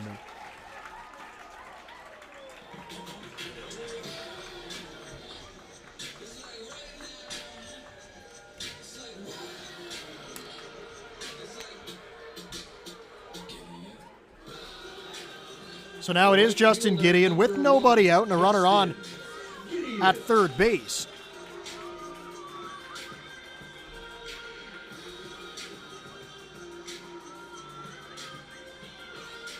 Eight runs have been scored by the Jackfish here today. Toronto with 1, so 8-1 Jackfish lead it.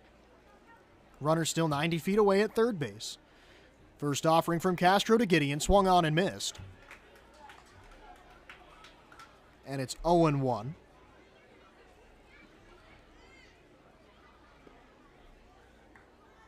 Gideon behind in the count. Next pitch from Angel Castro. That pitch is up high. The count evens up at 1-1.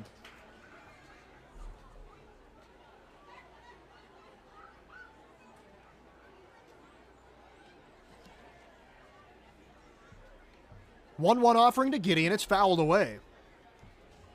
And it's 1-2. And early on in this game, Castro was really in control. Got through the Jackfish order in back-to-back innings to start off the game, first and second. Then gave up a run in the third, gave up 2 in the fourth, and then the game's really been blown open here in this 6th inning. So 2 in the fourth, 2 in the fifth, and now 3 here in the 6th, and still nobody out with the top of this Jackfish lineup hitting.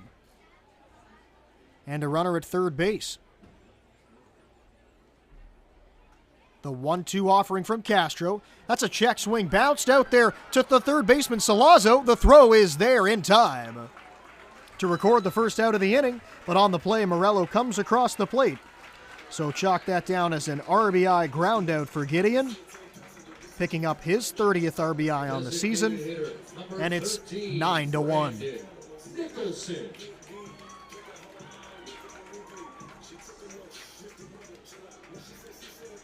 Now here comes Brandon Nicholson, designated hitter.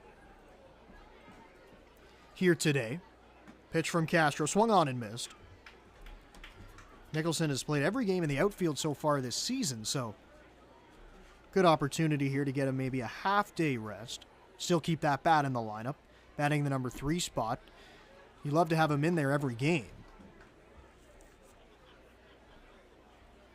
And he's even in the count right now against Castro. It's 1-1.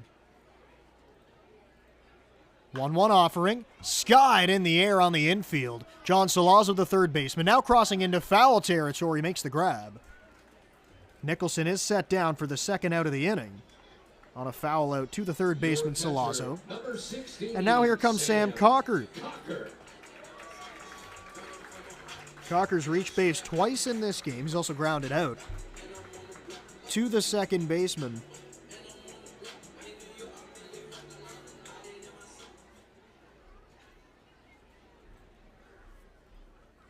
First pitch from Castro to Cocker, bounces in the dirt.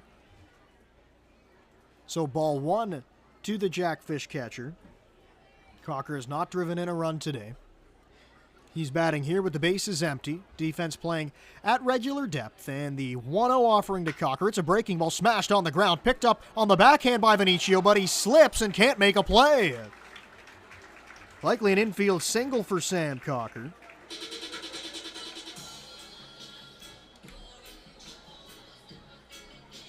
As Vinicio went over there and gloved it, he did slip, but it would have been a difficult play to make either way. Throwing across his body to retire the hitter. But he wasn't able to make the play. So now Cocker's on at first, and James Smybert comes to the plate. He had an RBI single the last time he strolled to the dish. And he takes a strike right there on the outside. It's 0-1.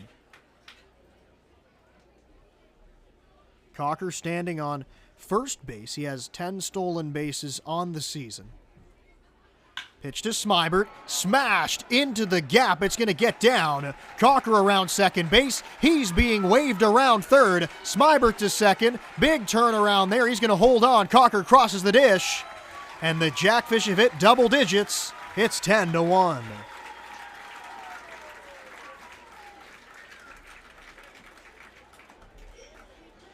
Second RBI of the game for James Smybert, and that's the hardest hit ball he's had all day. Jumped off the bat into the right center field gap. Carrington thought he may have had a chance at it initially, but it really was hit too hard for him to get there. Cocker easily scored from first base. And now it's Ethan Hunt to the plate. He picked up 2 RBIs on a single back in the 4th inning. That base hit up the middle to center field. He swings and misses at a breaking ball, as Castro's still out there on the mound. He's given up 10 runs in this outing, and a lot of that is accredited to the lack of defense that he was given behind him. And he's now ahead against Hunt. It's 0-2. The movement down in the Toronto bullpen has seemed to slow down a little bit. Nobody throwing now. 0-2 offering picked nicely behind the plate by Justin Mara. And it's 1-2, not allowing Smybert to go anywhere at second base. 5 runs have come across the plate here in this 6th inning. Smybert looking to make it more, standing out at second base, and Hunt takes outside, and it's 2-2. This is the 9th man to come to the plate for the Jackfish. Porcelato comes up again. It would be his 2nd time coming to the plate this inning. Of course, he started off the inning with that smash out to second base. That's back up the middle, a base hit. Smybert getting the wave around. He's going to come across to score. Second RBI single of the game for Ethan Hunt, and it's 11-1.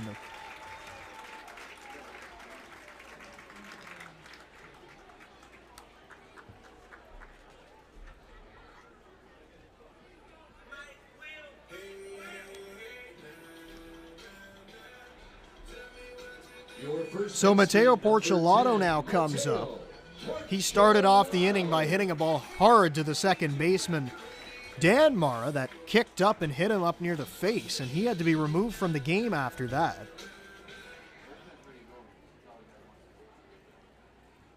So the second time he will walk up to the plate in this inning. He has scored a run here in the 6th as well.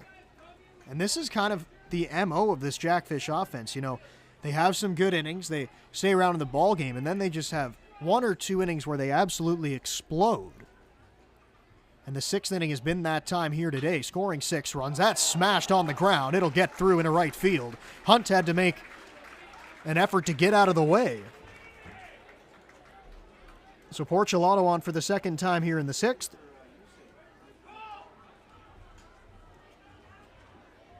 And now here comes Tyler Dupuis to the plate. 2 runners on base, 2 outs. The second baseman, number 6, Tyler Dupuis.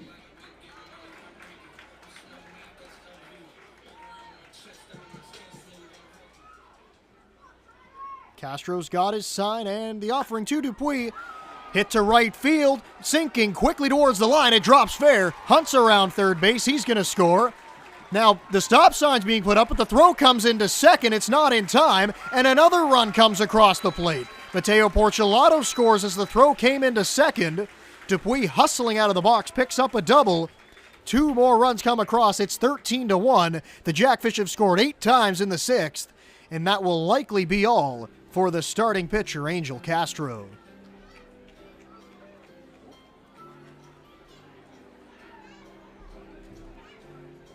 I stand corrected. Castro will remain on the mound at this point. On that play, the stop sign by third base coach Ricky Pelletieri was originally put up to stop Porcelato going around the base.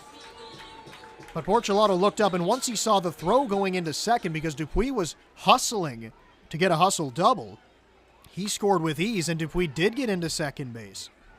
So he stands in scoring position, and it's Hogan Brown who drove in a run earlier on this inning with a hard-hit double in the gap.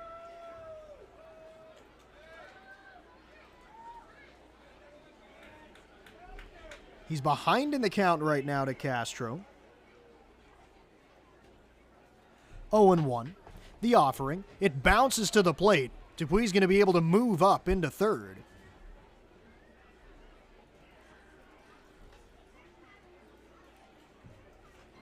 That's a ball at the plate. So now 1-1 on the hitter, Brown.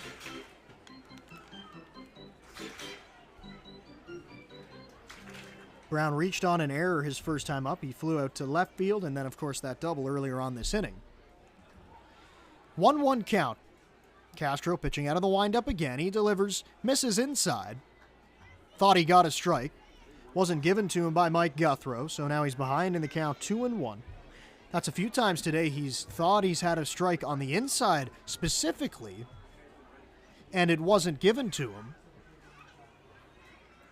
And the 2-1 offering to Brown. That's a breaking ball. Misses low. And it's 3-1, and you got to wonder how much he has left in the tank. He's been out there for which seems like an eternity in this 6th inning. 8 runs have come across the plate, 13 in his total outing on 13 hits. But he continues to throw. Ball hit out to second base. Tamane's up with it. The throw's right there. And the inning is finally over, but not before the Jackfish come across the plate 8 times to take a commanding 12-run lead. As we finish the 6th inning, we go now to the back third of this game. We're going to the 7th here at the Pond. is now. You're ready for your next big step. Niagara College is a proven leader among Ontario colleges. Our students are prepared to succeed and drive innovation locally and around the world. Our supportive student culture and state-of-the-art learning facilities help you achieve your dream. Choose academic excellence. Choose experiential learning. Choose career success. Choose Niagara College today. Visit Niagara College. Sure. Here we go. Go, coach. Here's one. Oh, boy. And, that's one. Come on, people. Yeah, that's two. Yeah, that's three. Woo, that's four. One more. Come on, coach. It's difficult. Come on. Oh, wow. Oh, we got more, though. Here we go. That's five. You're on the road. Oh, one more. Okay, one more. That's six. Why not? Here's 5 tickets for you and 50 arguments. These up the line.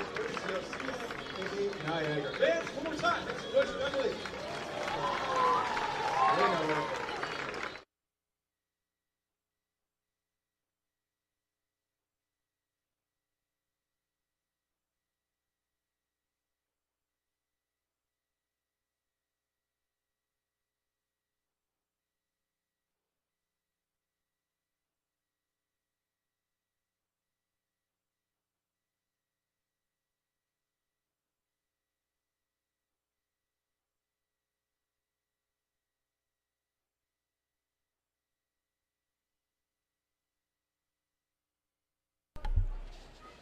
Seventh inning we go now. Jake Harford still on the mound. First pitch of the inning, swing and a miss. It's Angel Castro at the dish. The starting pitcher for the Maple Leafs, of course, he's in the game now in the lineup because they used their designated hitter to go out to play left field when Dan Mara came out of the game. So the pitcher spot now has to hit. Castro is going to be the man tasked to lead off this inning, and he takes a pitch right there from Hartford. The first swing he took was a big one. Tried to hit it a long way. He definitely had some at-bats along the way in his pro career. Hartford delivers, and he gets his bat on it, flares it out to right field, but that's Gideon moving over to make the catch.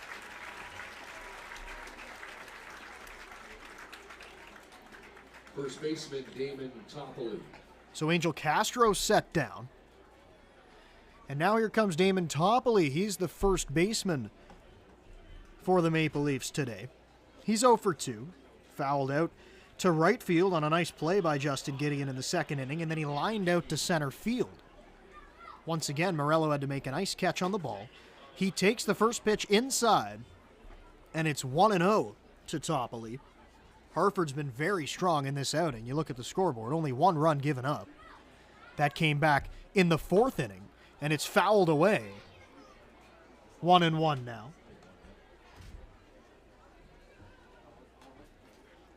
The run came back in the fourth inning. That was an RBI single by Dan Mara, who's now out of the game, and that has been the only hit so far, which was brought to my attention from this Toronto Maple Leafs lineup. And he hasn't had to throw a lot of pitches either. He's really been in command all game long. That's a broken bat from Toppoli, and it's lined right out to the shortstop. Smyberty hauls it in for the second out of the inning. And now here comes Grant Tamain, who's the second baseman for the Maple Leafs. Second baseman Grant Tamain.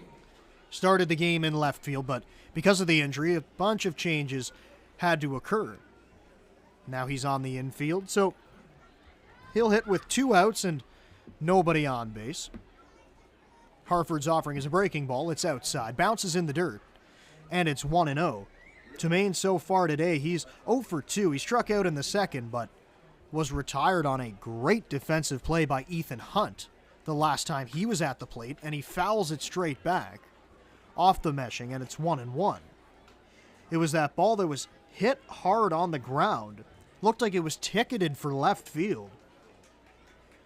But Hunt made a diving stab, came up with the ball, and then made a strong throw to retire Tamain. It's a 1-1 count, and it's up and in. Tamane had to bend out of the way of it. It is a ball, and it's 2-1.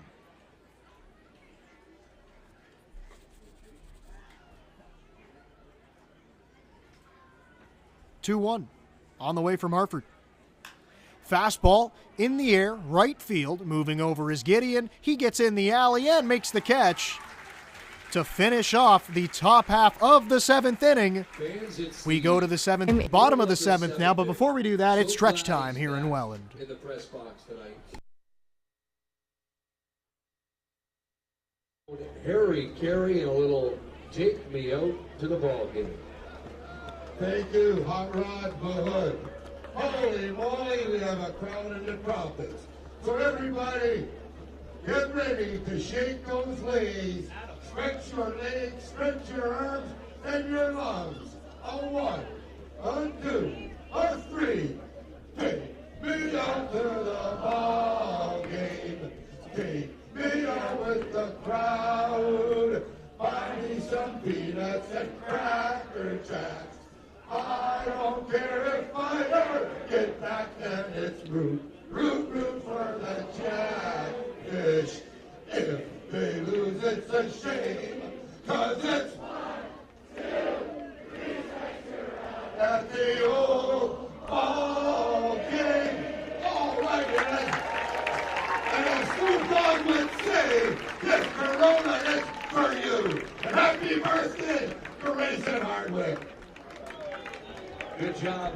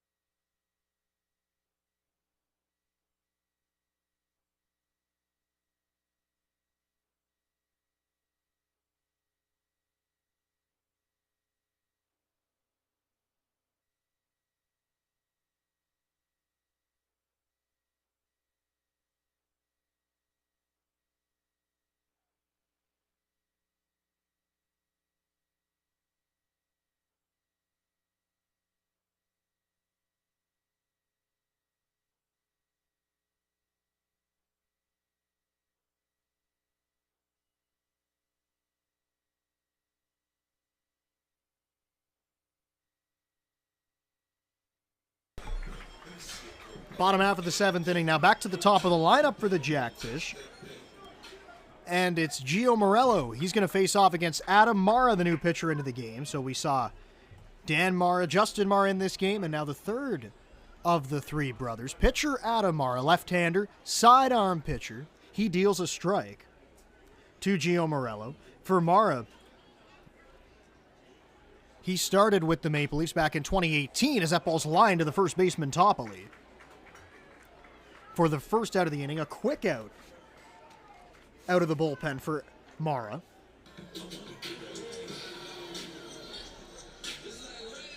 So now here's Justin Gideon. He's the right fielder. Mara started back in 2018 with the Maple Leafs. It's his 4th season with the team, and he's been a good one so far. 2.59 ERA. He's been probably the most reliable relief pitcher out of this bullpen for Toronto. The first pitch of the at-bat, it's right there. That's a strike. He's appeared in 14 games so far. This is his 15th. That ball's rifled fair inside the chalk. Gideon around first base, hustling his way into second, and he's going to stop right there. Throws on the brakes. 1-out double for Justin Gideon. Second double of the game for him. This time he hits it to right field. The first time he hit it to left. And a runner at second base and a pinch hitter coming into the game. Here comes Matt Hildebrandt. Brandon Nicholson, he's going to get the rest of the day off. Matt Hildebrandt, who does the DH duties a lot of the time for this Jackfish team. He'll come into the game to hit.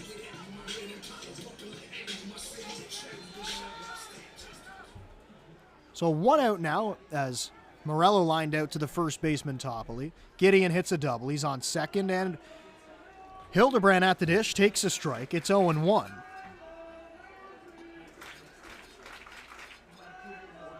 Oh, 1 offering right there on the inside. Good pitch from Mara. It was a breaking ball. Started it on the inside and then got it over the plate. This is the best season Mara's had for the Maple Leafs. Hildebrand bounces a ball out to the shortstop, Vinicio. His throw's in plenty of time to retire the designated hitter. 2 outs on a 6-3 putout. On the play, Gideon moves into third base, and now here comes Sam Cocker to the plate. Number 16, Sam Cocker. Mara also has 1 save on the season, 11 strikeouts, 6 walks.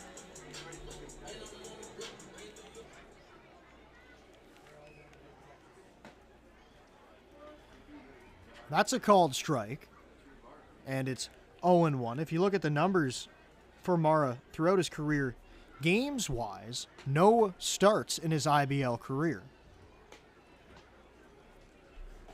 He's made 48 appearances. This is his 49th of his career, but all of them coming in relief. As Cocker pops a ball up into foul territory, Toppoli moving over, but he won't get there. It bounces onto the berm. And it's a 1-2 count, and Mara doesn't have a ton of velocity coming from the left side, but he has that kind of funky delivery. Sidearm, and he's able to mix in his pitch as well. So that usually bodes well coming out of the bullpen, especially on the heels of a hard-throwing starter. He misses inside, maybe a touch low as well, and it's 2-2. Now, of course, this game seems to be out of reach. 12-run lead for the Jackfish. As Cocker hits a ball down the line, speared on a hop by Salazzo. The throw bounces, and they got him at first. John Salazzo with a great defensive play to finish off the Jackfish in the 7th inning. The Justin Gideon double is stranded at third as we go now to the 8th. All right. Time is now. You're ready for your next big step. Niagara College is a proven leader among Ontario colleges. Our students are prepared to succeed and drive innovation locally and around the world. Our supportive student culture and state-of-the-art learning facilities help you achieve your dream. Choose academic excellence. Choose experiential learning. Choose career success. Choose Niagara College today. Visit niagaracollege.ca/radio. Don't worry, you can still listen to us. Download the Giant FM app and listen. Or go to giantfm.com and click on the Listen Live player. No radio? No problem. Get the Giant FM app or listen at giantfm.com. Booked? Sport the fish today by visiting the Welland Jackfish Tackle Box, the official merchandise shop of your Jackfish. Visit the stand on game day behind Section 107 or visit us online at shop.wellandjackfish.com. There you'll find official on-field hats, t-shirts, novelties, and so much more. Join the Fishhead Nation and shop today.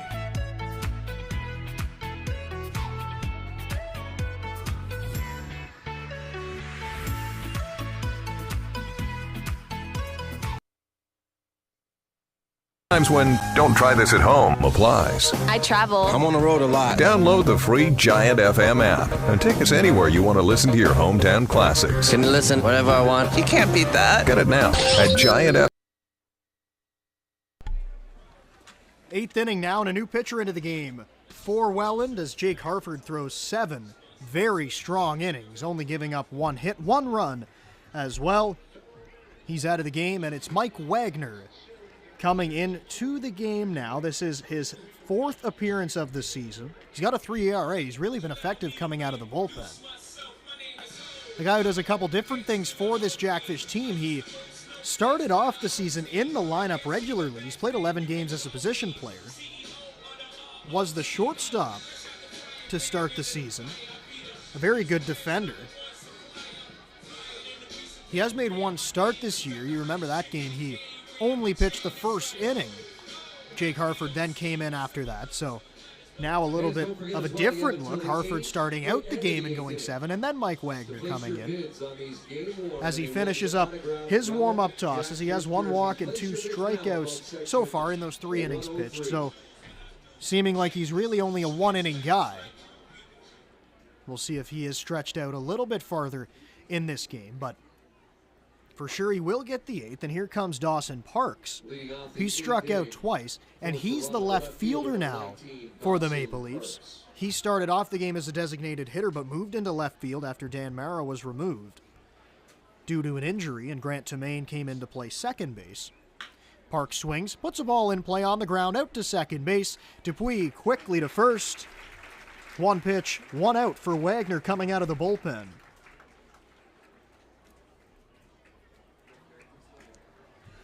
Now we go to the number 9 hitter in Greg Carrington. Carrington also 0 for 2 against the starter Hartford, and that's really been the way that most of these hitters have gone so far today. Not a lot of success against the Jackfish starter. Wagner delivers a pitch up high, and it's 1-0. Wagner does have some good velocity coming from the right side. Works out of the full windup and the 1-0 pitch. That's right there for a strike. And it's 1-1. Wagner did pitch previously in his IBL career for the Toronto Maple Leafs. Now against his former team as it's fouled away.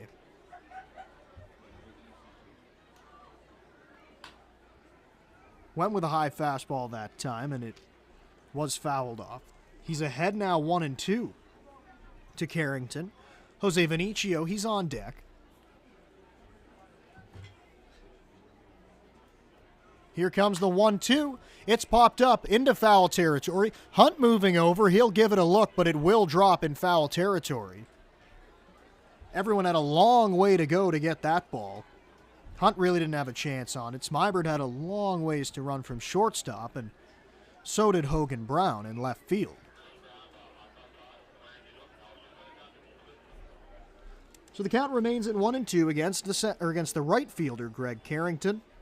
Carrington 271 coming into play today.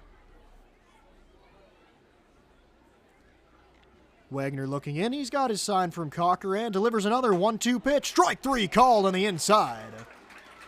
Carrington backed off the plate, but it was right there on the inside corner, so that'll go down as a strikeout looking. Shortstop. Second out of the inning, and here comes Jose Vinicio, the shortstop. Vinicio was 0 for 3 against Hartford. Popped out to left field, hit a ball into foul territory that was caught by Ethan Hunt, and then he grounded out to the second baseman Dupuis in his last at-bat coming in the 5th inning. That misses inside as Hartford faced the minimum there in the 6th and 7th.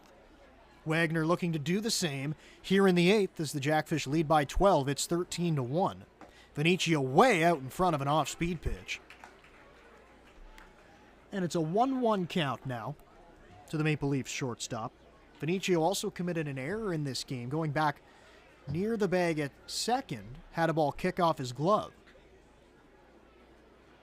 Vinicio swings and fouls, one away at the dish. And it's 1-2 now. As Justin Mara, the catcher, stands on deck. Mara, actually, has been on base 3 times today. Twice on a walk, and then you remember, he hit a ball to first base, then went off the glove of Porcelato. He thought he could make it to second, but he was gunned down. Vinicio's going to have to get on, though, if Mara's going to get a chance to hit in this 8th inning. Wagner comes to the plate, just misses up high. And it's 2-2. Thought he may have had the 3rd strike, but didn't get the call. So it's 2-2 now on Vinicio. Wagner delivers another 2-2. It's up high. Full count now. Vinicio, a .288 hitter on the season. And by far the fastest runner on this team, or at least the best stolen base man on this team. 21 stolen bases. He's in the top 10 in the IBL in that category. 3-2 misses up high. He walked him, so with 2 outs, the leadoff man gets aboard at first base. And now here comes Justin Mara. Mara still looking for his first hit in the game, despite reaching those other 3 times. First offering is up high, maybe away as well, and it's 1-0 now as Wagner's lost the strike zone just a touch. He got ahead of Vinicio and then allowed him to reach on the walk. Now he falls behind here on the number 2 hitter, Mara. It's 2-0 now. He's really just throwing fastballs, but still unable to get them over the plate. Mara does have a good eye at the plate. That one is right there for a strike. And I've talked at length today about the season that Justin Mara is having. And as the catcher, he's so important on the defensive side that anything you give on the offensive side is welcome, but he's gone above and beyond that. That pitch misses outside. Both catchers in this game have really gone above and beyond the offensive expectations for their seasons.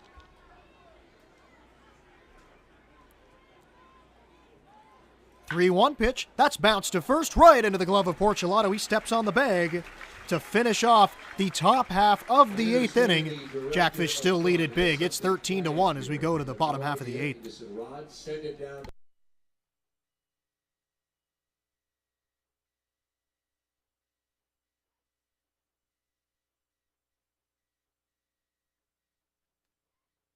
Is now. You're ready for your next big step. Niagara College is a proven leader among Ontario colleges. Our students are prepared to succeed and drive innovation locally and around the world. Our supportive student culture and state-of-the-art learning facilities help you achieve your dream. Choose academic excellence. Choose experiential learning. Choose career success. Choose Niagara College today. Visit niagaracollege.ca/. Radio. Don't worry, you can still listen to us. Download the Giant FM app and listen. Or go to giantfm.com and click on the Listen Live player. No radio? No problem. Get the Giant FM app or listen at giantfm.com. Booked? Sport the fish today by visiting the Welland Jackfish Tackle Box, the official merchandise shop of your Jackfish. Visit the stand on game day behind Section 107 or visit us online at shop.wellandjackfish.com. There you'll find official on-field hats, t-shirts, novelties, and so much more. Join the Fishhead Nation and shop today.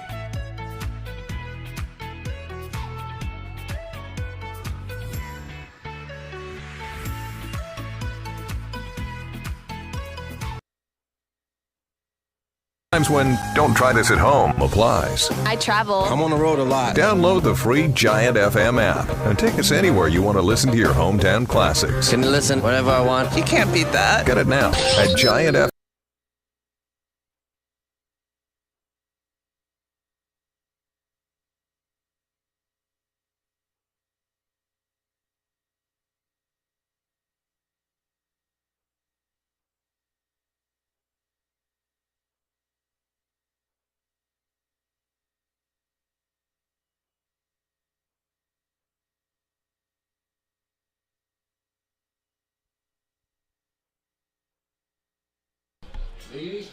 Leading off this 8th inning is James Smybert, the shortstop for Welland.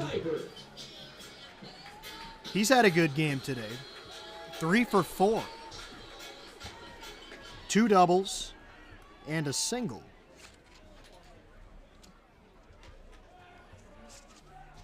Smybert takes one down low. Let me correct myself. 2 singles and a double. Does have an RBI in this game, his 22nd RBI of the season.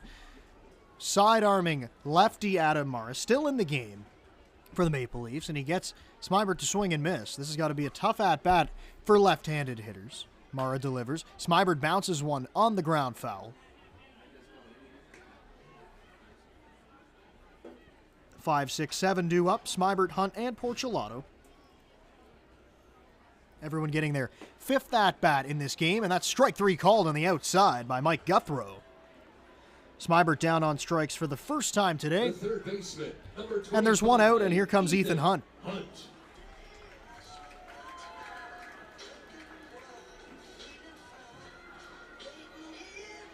Another guy, and I mean, you look up and down this lineup, and everybody has had big offensive performances, but he's been one of the biggest performers. 2 RBIs coming back in the 4th inning. That was on an RBI single up the middle, and then he had an RBI in the 6th as well, once again with a single up the middle. Jackfish all season long have been great with hitting with runners in scoring position, and today has been no different. He lifts a ball to right field now. It's Greg Carrington making the grab in medium depth right for the second out. And now it's Mateo Porcelato coming to the plate, and Porcelato had 2 at-bats in that 6th inning. That 6th inning that saw the Jackfish score 8 times and really bust this game open.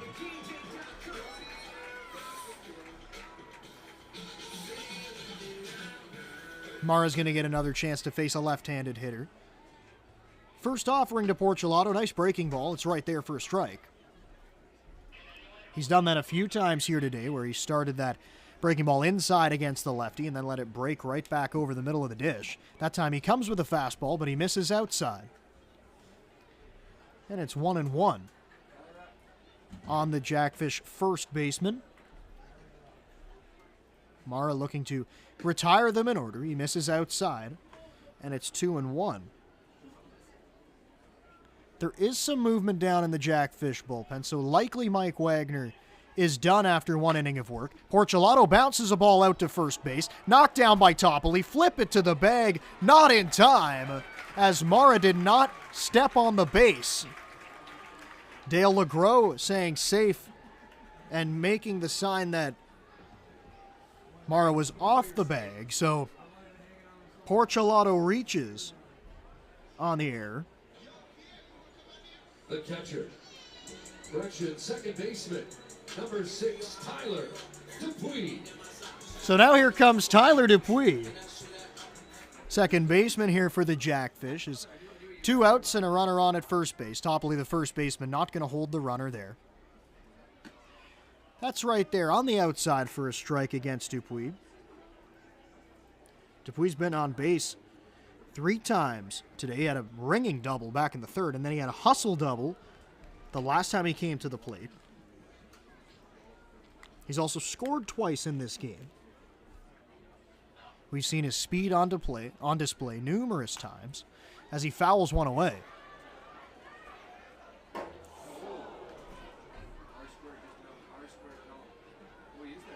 In the 6th inning, he reached on a fielder's choice where he hit the ball to Vinicio, the shortstop, and he tried to go the short way to third base, but couldn't get the runner there either. As Mara misses outside, it's a 1-2 count now on Dupuis.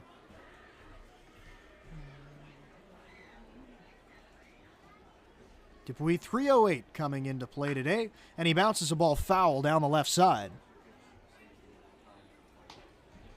It's 1-2 now.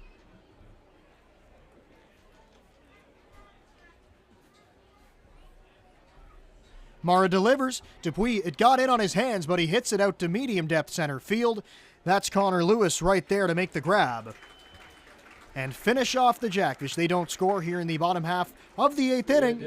Let's go to the 9th. 13-1, Jackfish lead it. Ryan, who is with you to take part in Jackfish musical chairs this evening? Rod, we got Jake, Josiah, Stephanie, and Hope for musical chairs. I don't have to explain the rules. Everybody knows what musical chairs is. The prize tonight is a Welland Jackfish t-shirt. Best prize, I think. Hey, Rod, hit that music.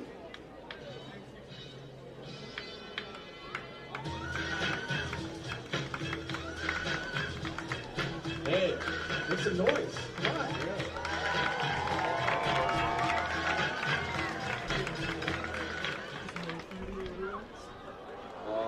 Stephanie. You will.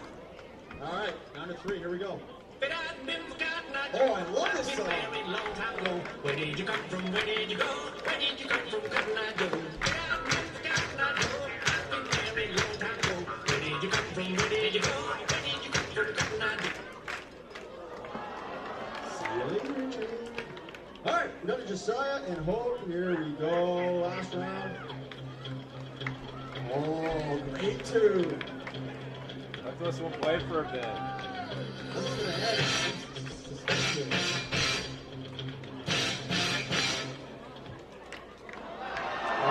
tried to pull, it didn't work. Well, congratulations. You're walking home with a Jackfish t-shirt. Fans, make some noise one last time for our contestants. Love you guys.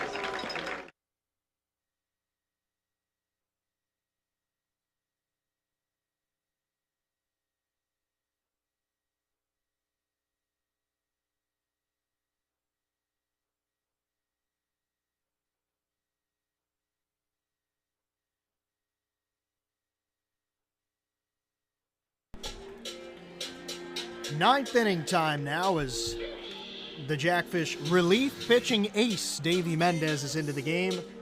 Mendez has appeared in 6 games so far out of the bullpen. This is his 7th. He has not allowed a run yet this season. Delivers the first pitch to Salazzo, pours it in for a strike, and he's got good velocity today. Hasn't pitched in a little while, so even in this big lead that the Jackfish have, he will get an opportunity to get some work in. Next pitch to Salazzo. That pitch is inside, and it's 1-1. Mendez from the Dominican Republic, 8 innings pitched through those 6 games. 14 strikeouts. He has also walked 3. Pitched in the Mexican Professional League this season before coming over to the Jackfish, and he gets a swing and a miss from Salazzo, and it's 1-2.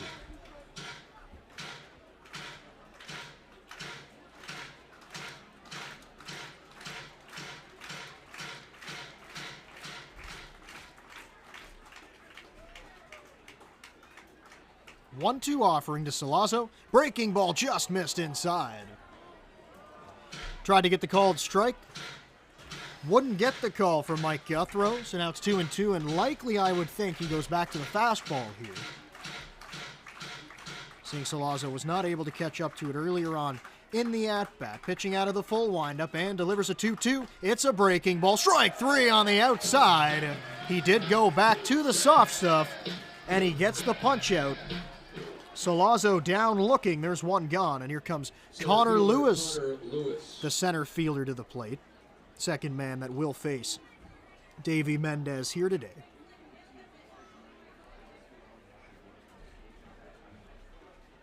Lewis in the game is 0 for 3. Did reach base on an error.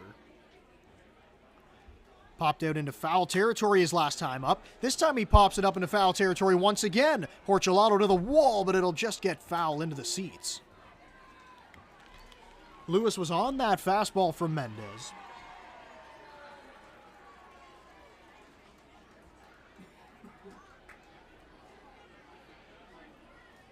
Connor Lewis, the Brampton native. This is his 7th season in the IBL. All of them with the Toronto Maple Leafs, starting back in 2015. Perfect breaking balls right there for a strike by Mendez, and it's 0-2. Played college baseball at Monroe Community College. Had 2 great seasons there. Hit .329 over the 2 years. The 0-2 from Mendez. Strike 3 on the outside. Back-to-back strikeouts looking. And there's 2 gone, and Maple Leafs are down to their final out in this game, and it will be the relief pitcher, Adam Mara. The pitcher spot coming up now because the DH went into the field. If you weren't with us, Dawson Park started the game as the designated hitter. He had to move to left field, though, as Mara fouls it away after Dan Mara was injured. So Dawson Parks moved to left field, and that made Grant Tomaine the second baseman. So when the DH leaves to become a fielder, the pitcher spot has to come up. And the pitcher spot is up right now, and he swings and misses at a Davey Mendez offering. And it's 0-2 now, and the Maple Leafs down to their final strike. Jackfish leading big, 13-1. Mendez delivers, strike 3 swinging. Davey Mendez comes in and out of the bullpen, strikes out the side in the ninth, gets Salazzo looking, Lewis looking, and then Mara swinging to end the ball game, and the Jackfish win big, 13-1. With that win, the Jackfish are now in first place. They remain in first place, now 24-8 for Toronto. They fall to 19-13 Welland now taking over sole possession of first place. They were tied coming in today as London is not in action here in this one. So once again, a big outing from the starter, Jake Harford.